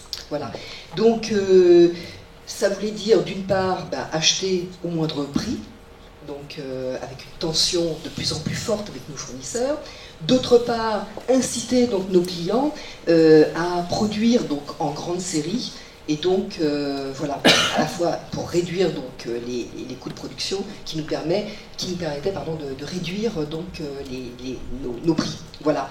Alors évidemment, cette logique, d'une part, comme je vous le disais, donc ça nous ancrait dans des fortes tensions donc avec nos fournisseurs, y compris avec nos clients, puisqu'on était fixé donc sur un prix délai, sans compter également en termes de délai la pression que nous mettions sur nos salariés pour donc assumer ces délais.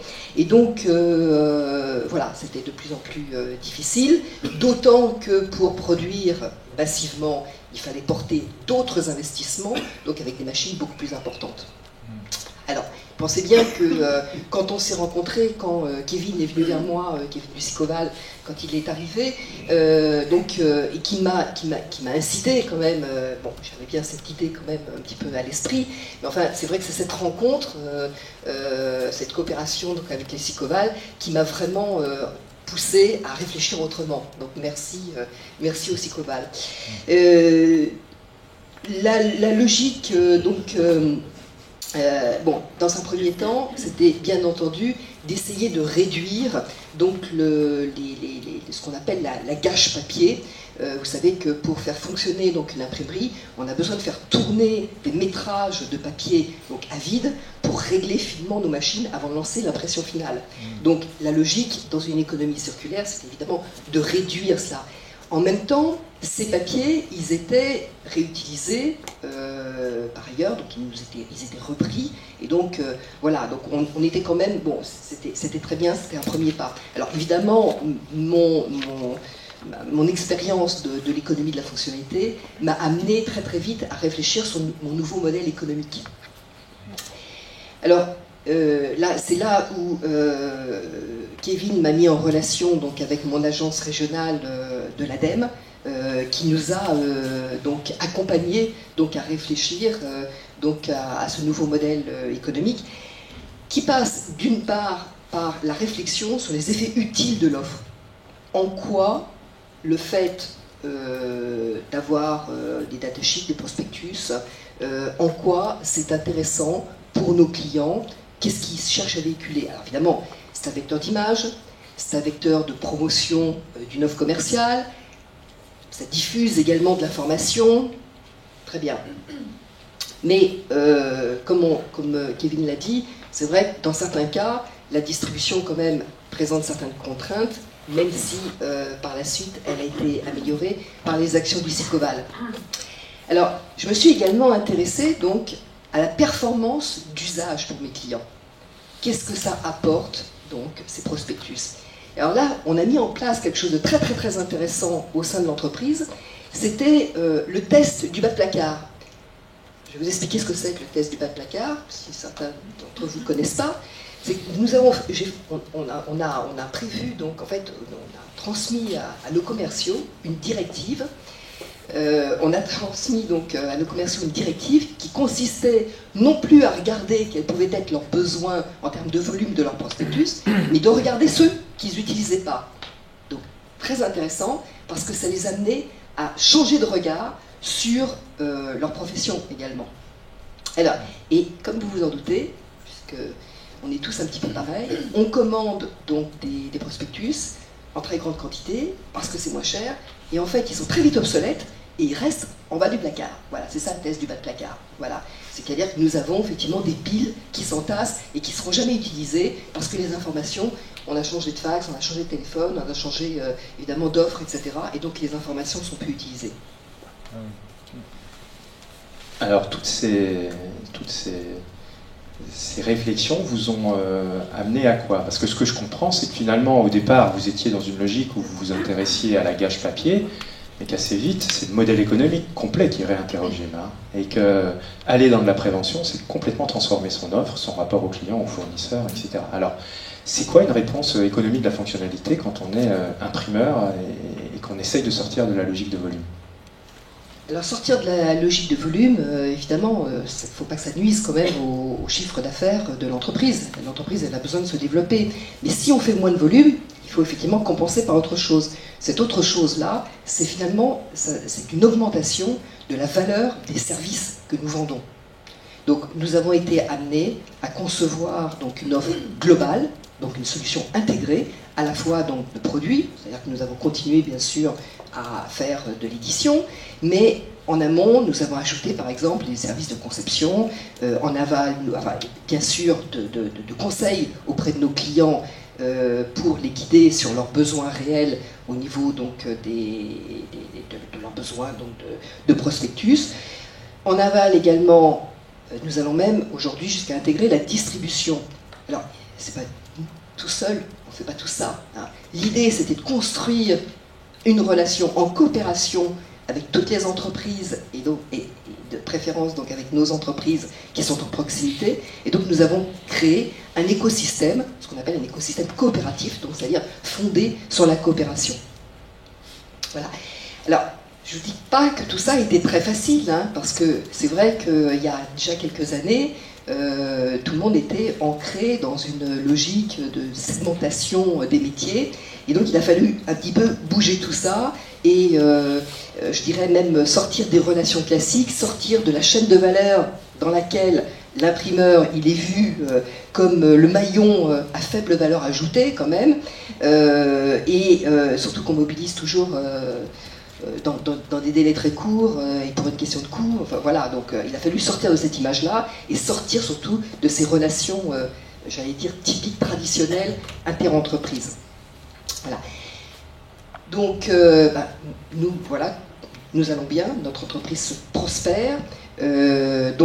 Aujourd'hui, notre chiffre d'affaires, il est relativement constant. En revanche, c'est nos marges qui ont augmenté, parce que les services sont beaucoup plus générateurs de marge que les produits, d'autant que les services étant personnalisés, on rencontre beaucoup moins de concurrence que lorsqu'on vendait simplement de l'édition de prospectus. Voilà. Qu'est-ce qui s'est passé d'autre? Eh bien, nous avons investi également dans des machines qui sont plus agiles, qui sont connectées. Donc, de nouveau, on offre des services supplémentaires à nos clients. Donc, fini donc, les gros investissements portés, etc. Nous avons fait évoluer, comme je vous le disais, les compétences de nos salariés, typiquement les commerciaux, qui maintenant réfléchissent autrement le rapport avec le client. Et puis, je dois dire que même moi-même, mon travail a beaucoup évolué, et donc j'y ai gagné en sens, parce que reprendre une entreprise familiale, c'était déjà très important pour moi, mais en même temps, être vertueux, être plus intéressant pour le client, là, effectivement, donc je dis, vive la prévention. Merci beaucoup, Brigitte. Donc, si on n'a pas besoin d'impression, on fait appel à toi, c'est ça?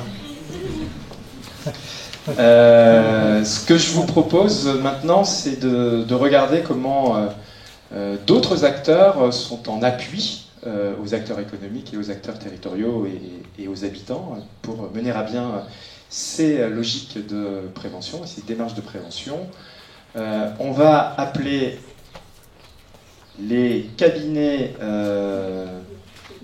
conseils qui accompagnent la prévention, qui accompagnent aujourd'hui la rédaction des cahiers des charges et qui, dans 10 ans, ont vu aussi leur rôle évoluer fortement.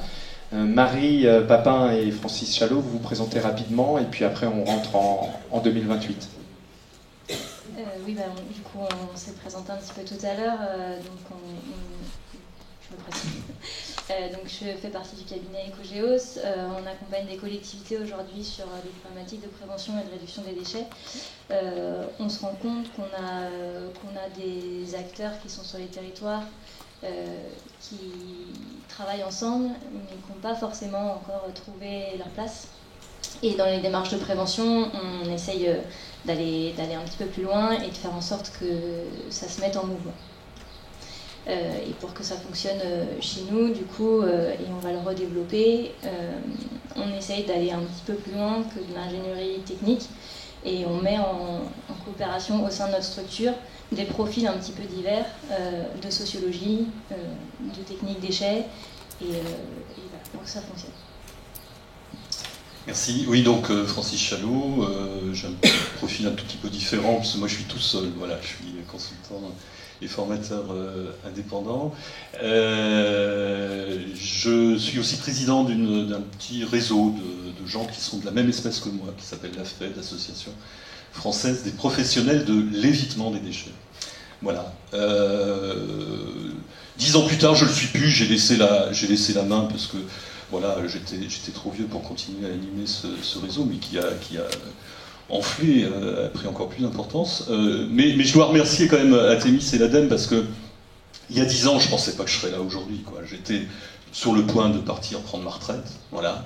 Je pensais aller m'occuper de mon composteur, faire la cuisine pour mon épouse qui est un peu plus jeune que moi et qui malheureusement en a bénéficié d'une retraite beaucoup plus tard. Et puis vous m'avez redonné de la jeunesse, voilà, ça fait que je suis toujours là 10 ans plus tard. Merci. Merci beaucoup. Alors, justement, revenons il y a 10 ans, comme beaucoup d'acteurs de type consultant, bureau d'études, assistant à maîtrise d'ouvrage, maître d'œuvre, vous étiez inscrit dans un modèle économique que l'on pourrait qualifier de classique. Vous pouvez nous rappeler la situation d'alors ? Oui, en fait, on avait déjà un pied de fait dans la fonctionnalité par nature, puisque nous, on ne vend pas du bien, de la production matérielle, on vend du service, du conseil, un peu d'intelligence, voilà. Donc, on pourrait dire que la fonctionnalité, ça nous concernait déjà. Pour certains d'entre nous, même, on était déjà dans la coopération, parce qu'on avait une activité qui reposait plus sur du coaching, de l'accompagnement d'acteurs. Donc voilà, je ne veux pas dire qu'on avait déjà commencé à rentrer dans ce nouveau système, mais un petit peu. Pour autant, il y avait un paradoxe, c'est qu'on vendait nos services sous forme de nombre d'heures, nombre de journées ingénieurs. On en était même, certains d'entre nous, je ne citerai pas de nom, mais à faire du copier-coller pour remettre des offres qui ressemblaient exactement à la même qu'on avait vendue récemment à une autre collectivité territoriale. Donc ça, c'était le côté effectivement pas cohérent dans notre activité. Voilà. Alors, à la suite de l'impulsion de certains territoires, et puis territoires appuyés par les nouvelles orientations de l'ADEME, on nous a aussi rappelé que depuis 10 ans, le Code des marchés publics a changé. Un cadre favorable à une nouvelle évolution, à une évolution de votre rôle s'est mis en place. Alors, peut-être nous rappeler ces évolutions et ce cadre, et puis ensuite on reviendra sur votre nouvelle activité. Oui, donc le cadre des marchés publics a effectivement évolué en 2028. Je l'ai redécouvert tout à l'heure. Mais c'est vrai qu'on a noté un gros déplacement de la part de tous les acteurs qui travaillaient et qui travaillent toujours dans le cadre de la gestion des déchets et de la prévention. Ce déplacement, on y a contribué. Nous, de la même manière que les prestataires, on travaille beaucoup sur la base des marchés publics. Et du coup, il y avait nécessité de voir un petit peu plus la cohérence qu'on pouvait apporter, puisque c'était très verrouillé. Les marchés publics étaient très verrouillés, avec des habitudes de la part des collectivités. Que ce soit en termes de contenu et d'exigences techniques qui étaient aussi très régulièrement des copier-coller. On ne se cache pas. De collectivité et de l'ADEME. Oui, voilà. Et en termes de critères de sélection, puisqu'on restait sur des choses de la même manière, technique, prix, délai, qui étaient somme toute très classiques. Et de la même manière, pour nos propres prestations, il y a eu une évolution des critères vers la gouvernance, vers la pluralité des équipes, vers la garantie de la coopération entre les acteurs, puisqu'on a vu que du coup il y avait des nouvelles relations qui se créaient. Les prestataires n'étaient plus des prestataires mais des partenaires, et du coup il y avait nécessité d'avoir quelqu'un dans l'écosystème qui puisse garantir que les relations fonctionnent bien et qu'il n'y ait pas de déséquilibre. Donc ça s'est passé comme ça. Il y a également une nécessité dans la phase transitoire de modifier un petit peu l'accord, enfin en tout cas le poids accordé aux références passées de nos cabinets, puisqu'on était dans l'innovation, on essayait de chercher des nouvelles choses à faire. Et puis enfin, ce qui pouvait peut-être un petit peu inquiéter les collectivités il y a encore quelques années, aujourd'hui la mixité des équipes, le fait d'avoir au sein de nos entreprises, nos cabinets ou même des relations qu'on peut avoir quand on est indépendant, de se présenter avec des profils très différents. Ça renforce l'innovation, ça renforce les approches méthodologiques un peu nouvelles. Et du coup, cet accueil renforcé vis-à-vis d'équipes mixtes a été très important. Très bien, alors aujourd'hui, votre rôle et votre place dans la coopération territoriale, puisque tu as parlé de cet enjeu de coopération et de partenariat, a largement évolué. Est-ce que vous pouvez nous présenter ces évolutions et votre nouveau rôle, vos nouvelles fonctions? Oui, alors on peut s'intituler différemment aujourd'hui. Voilà, on fait de l'AMU. Voilà. C'est un clin d'œil à Kevin ou à son ancêtre qui a inventé le terme de maître d'usage. Donc on est des assistants à maître d'usage et non plus des maîtres d'œuvre ou des assistants à maître d'ouvrage. De toute façon, on n'était déjà pas concernés par des ouvrages, des infrastructures, des choses aussi matérielles. Donc finalement, ce terme-là, il est tout à fait adéquat. Donc on travaille sur la définition, la mise en œuvre, l'évaluation des performances d'usage. Tout a été déjà dit par... finalement, ils nous ont coupé l'herbe sous le pied, les collectivités et puis Suez, parce qu'on se rend compte qu'on fait que paraphraser un peu ce qu'ils ont dit. J'espère qu'ils nous gardent une petite place quand même, quelque part. Du coup, voilà. On est un peu des garants de la coopération entre acteurs. Alors, du coup, on a bien trouvé notre place au cours de ces 10 ans dans des dispositifs que l'ADEME et que le ministère ont institué, ou le législateur, notamment les fameuses commissions consultatives d'élaboration et de suivi des PLP-DMA qui sont devenues réglementaires dans ces années, là, il y a 10 ans, et qui sont faits pour durer ad vitam aeternam. Donc nous, c'est très bien pour nous, et il faut que ces CCES, elles fonctionnent justement dans la coopération entre les différents acteurs. Les collectivités, je pense que ça a été un changement culturel très fort pour elles, parce que elles n'avaient pas forcément l'habitude, tout ce qui s'est raconté sur les histoires de stop-pu. Je me souviens, il y a 10 ans, on leur disait déjà qu'il faudrait travailler, il ne s'agit pas seulement de donner des autocollants aux gens, il faut peut-être aller un petit peu plus loin, mais maintenant ils y sont passés. Donc voilà, on travaille sur cette phase amont qui a été évoquée, sur diagnostic évidemment, sur la carte fonctionnelle des acteurs de manière intelligente, pas seulement dresser des listes dans un diagnostic. Comme on faisait parfois autrefois, on mettait le nombre d'établissements scolaires sur un territoire, comme base de réflexion sur quoi faire avec les écoles.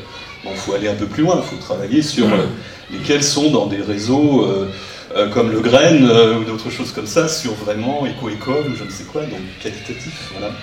Et donc, cette dynamique de réseau, elle est au cœur de notre activité. Comme tu l'as déjà dit, s'ouvrir, on avait déjà l'habitude avec la notion de rudologie, de travailler avec des géographes, avec des urbanistes, mais de plus en plus on travaille avec des anthropologues, des psychosociologues, etc. Ce sont des découvertes que nous avons faites au cours de ces années. Puis, avec les réseaux sociaux de base du terrain, on a parlé de Repair Café, je sais pas quoi, les tentes des glaneurs, les disques sous, tous ces gens-là sont très organisés, ça pullule, c'est très efficace, et nous, notre rôle, c'est aussi de jouer un peu l'intermédiaire avec les collectivités qui les connaissent, mais il y a un rôle de facilitation de notre part dans cette affaire. J'en fais pas la liste exhaustive, il en sort un tous les jours. Tu as dit que tu étais militante à Zero Waste à Lyon, donc voilà, ça prouve. Ça a donc vraiment complètement changé la nature de votre travail. Oui, ça a changé la nature de notre travail. Il y a effectivement eu un déplacement important de notre part aussi. Je l'ai un petit peu dit tout à l'heure, on a effectivement évolué en termes de langage professionnel vers des nouveaux termes de maîtrise d'usage. Un changement de culture et puis la nécessité de se former techniquement et dans la nature des accompagnements qu'on pouvait faire et de se former aussi à travailler avec d'autres et à s'ouvrir à d'autres métiers, nature de métiers. Les bureaux d'études, on a souvent des profils un peu techniques et là le fait de s'ouvrir, de travailler avec des gens qui viennent du milieu de la sociologie, des gens qui sont dans les associations, on se rend compte que c'est pas du tout la même façon de travailler et de cette pluralité naît beaucoup de choses et c'est ça qui est très intéressant. Alors venons-en à votre modèle d'affaires, à la façon dont aujourd'hui vous êtes rémunéré, puisque ce n'est plus ou plus seulement sur le nombre de jours passés à accompagner ou à conseiller les clients. Comment aujourd'hui, quelles sont les conventions qui sont passées avec vos clients pour rémunérer vos services? C'est dur, hein, parce qu'on est dans la vision, donc... Voilà.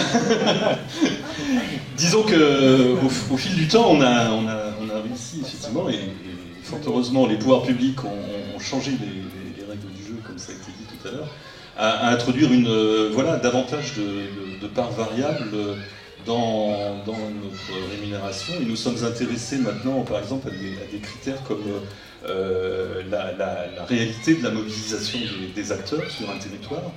à des critères comme, ça a été dit aussi par Suez ou par les collectivités, comme la diminution des quantités de déchets, parce qu'on a beau dire c'est dur d'évaluer la prévention, mais si on évalue des tonnes quand elles grimpent, on évalue aussi des tonnes quand elles baissent. Voilà, donc c'est pas si compliqué que ça, oui, je vois bien, mais c'est des discussions qu'on a eues souvent au cours de toutes ces années, tu sais bien.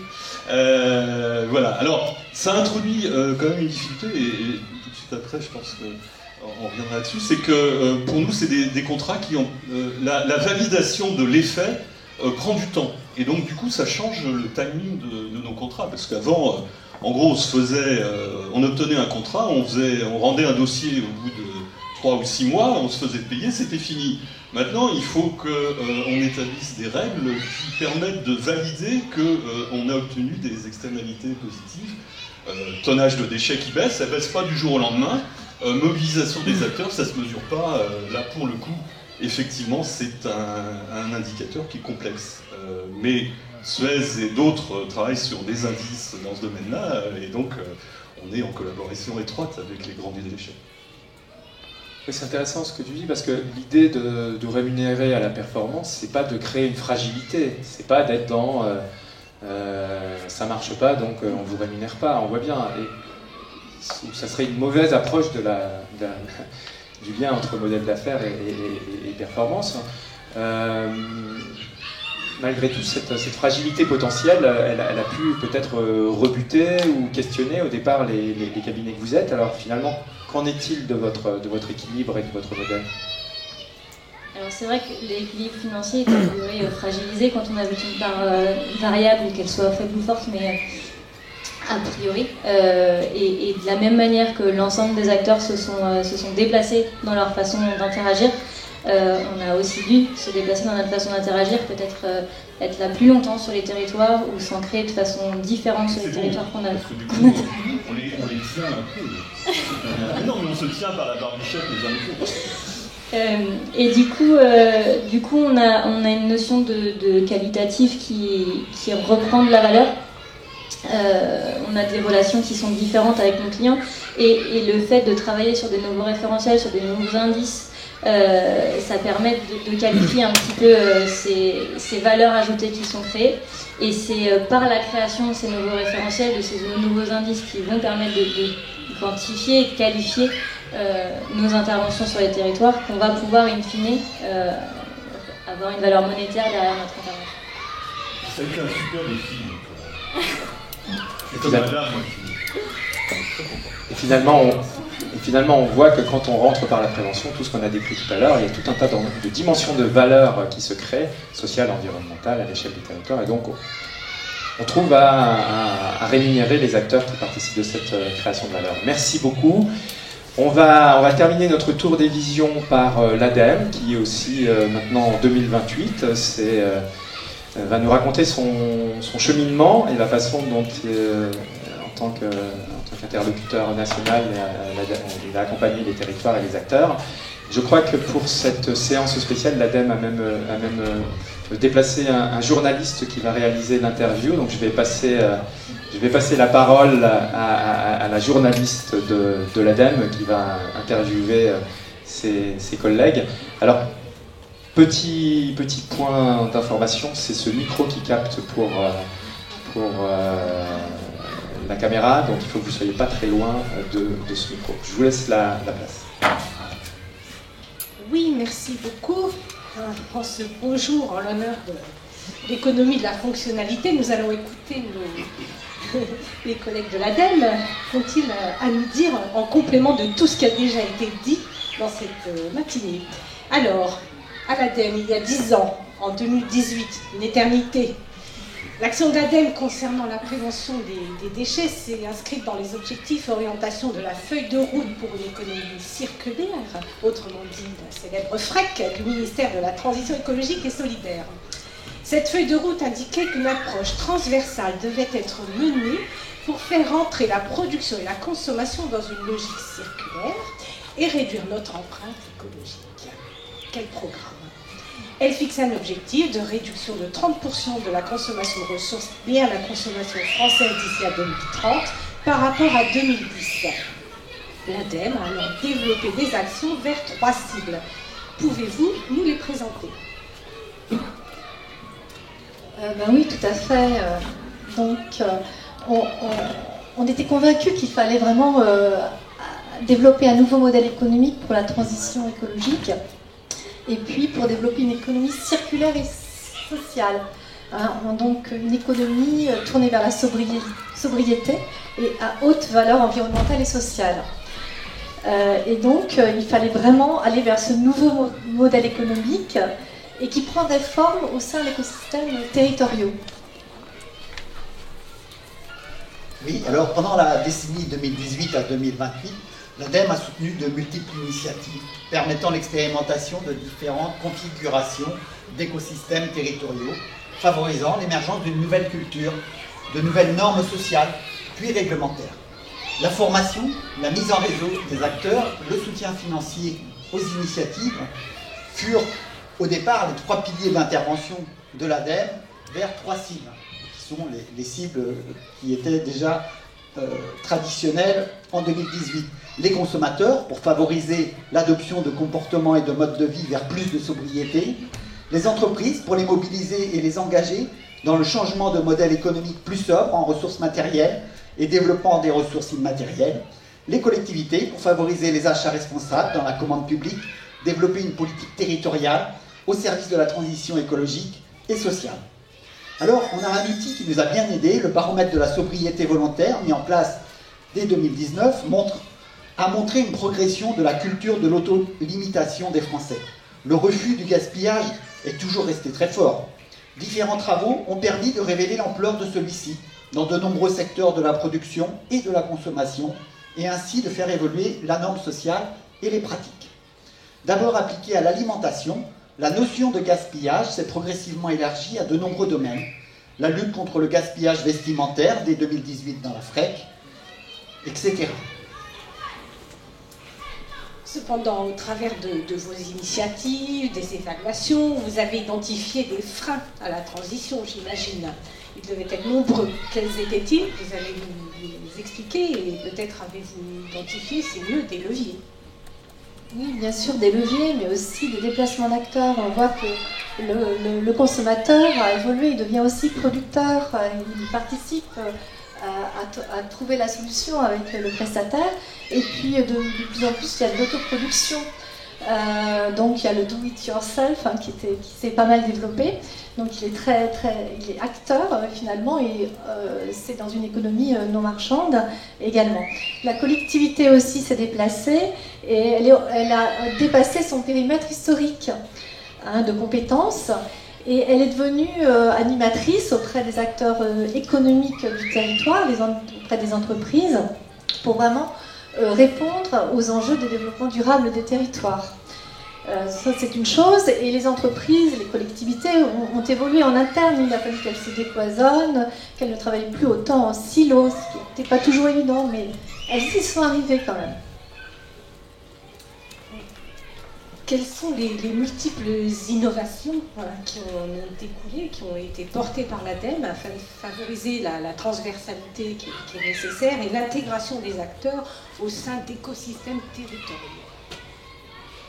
Alors, on a fait plein de choses. La première, c'est qu'on a mis en place un soutien à des projets intégrés de territoire. Ces démarches territoriales de transition écologique intègrent les besoins socio-économiques et environnementaux. Ces projets s'inscrivent dans des programmes qui décloisonnent des programmes antérieurs d'économie circulaire, d'énergie-climat d'autre part. Et donc, avec ça, l'accompagnement de l'ADEME contribue à l'animation des écosystèmes d'acteurs, avec un souci particulier sur l'évaluation de l'atteinte des objectifs environnementaux et sociaux du territoire, sur la base d'indicateurs quantitatifs et d'indicateurs qualitatifs. Je ne reviens pas, ils ont été cités par les différents acteurs auparavant, à partir d'un échange entre les parties prenantes qui permet d'ajuster le paiement à la performance.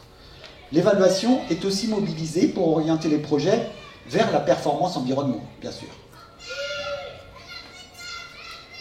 Alors, l'ADEME, en fait, a continué son rôle d'animateur de réseaux, notamment donc de réseaux territoriaux, alors autour de la prévention des déchets, bien sûr, mais aussi vers l'économie des ressources et vers la sobriété.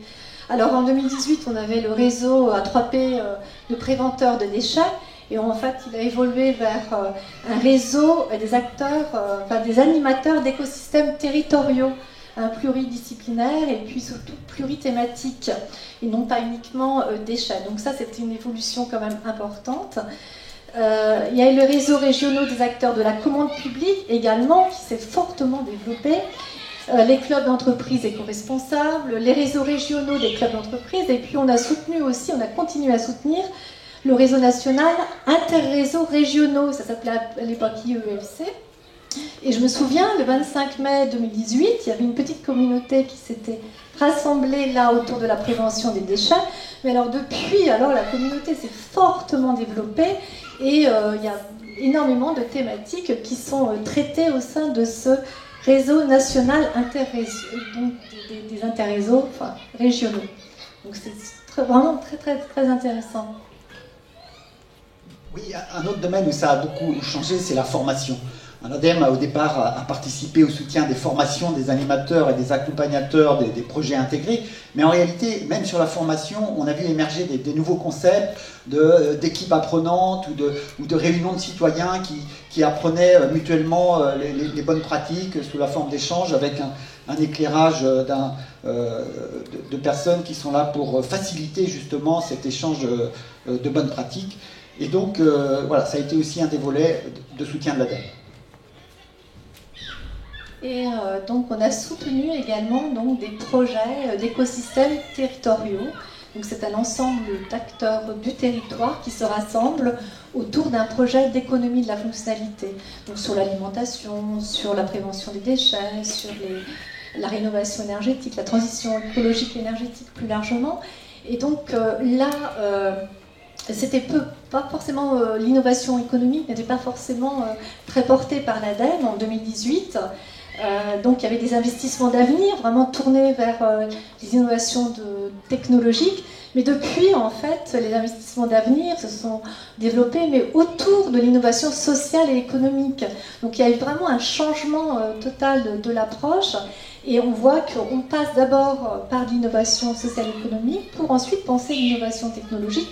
Donc vraiment ça a été un changement de culture, un changement de démarche et qu'on a soutenu au sein de l'ADEME. Et on a eu donc tout un réseau d'écosystèmes d'acteurs territoriaux qui s'est constitué aussi autour de ces innovations d'économie de la fonctionnalité. Oui, alors dans l'idée de rémunérer la réduction des impacts au développement des aménités, vous savez, les externalités positives environnementales et sociales, dans cet esprit, l'ADEME a soutenu une expérimentation pour rémunérer des externalités positives réalisées par les citoyens. C'est-à-dire qu'ils ont des activités qui ont des impacts positifs sur l'environnement et le social. Et donc, voilà, il y a eu des collectivités qui ont mis en place des choses dans ce sens-là. Et l'ADEME, bien entendu, a été partenaire de ces collectivités. Alors, sur le même thème, en fait, l'ADEME avait participé en 2018 à un petit atelier, un atelier sur le financement et sur les actifs immatériels. Et donc, c'était pour développer la reconnaissance des actifs immatériels au sein des entreprises. Et du coup, il avait inscrit en fait des actifs immatériels en lien avec l'environnement. Finalement, si l'entreprise s'inscrit dans une démarche environnementale, dans une démarche de développement durable, plus largement, en fait, c'était reconnu dans les actifs immatériels. Donc l'ADEME a soutenu cela et que du coup, par cette reconnaissance, ça permet d'avoir des investissements aussi publics. Donc l'ADEME, la BPI, la Caisse de dépôt qui peuvent du coup investir grâce finalement à cette reconnaissance d'actifs immatériels et également inciter les banques privées à pouvoir également investir là-dedans au nom de l'intérêt général, puisqu'on a soutenu des écosystèmes territoriaux d'acteurs, il y a aussi des acteurs publics garants de l'intérêt général qui sont dans ces écosystèmes, et que du coup les entreprises privées peuvent aussi être rémunérées aussi de cette façon par sous forme d'investissement. Voilà. Alors, pour tout vous dire, l'ADEME n'a pas inventé ça toute seule. En réalité, l'ADEME s'est inscrite dans des réseaux européens de soutien à l'innovation, de nouveaux modèles économiques, pour faire le lien entre ces initiatives françaises et européennes. Merci à tous les deux. Tout ça est très encourageant, tout ça fait rêver. Donc peut-être on va revenir à aujourd'hui pour, je crois, après répondre aux questions de l'auditoire. Moi, ce que je vous propose, c'est d'applaudir tous nos visionnaires.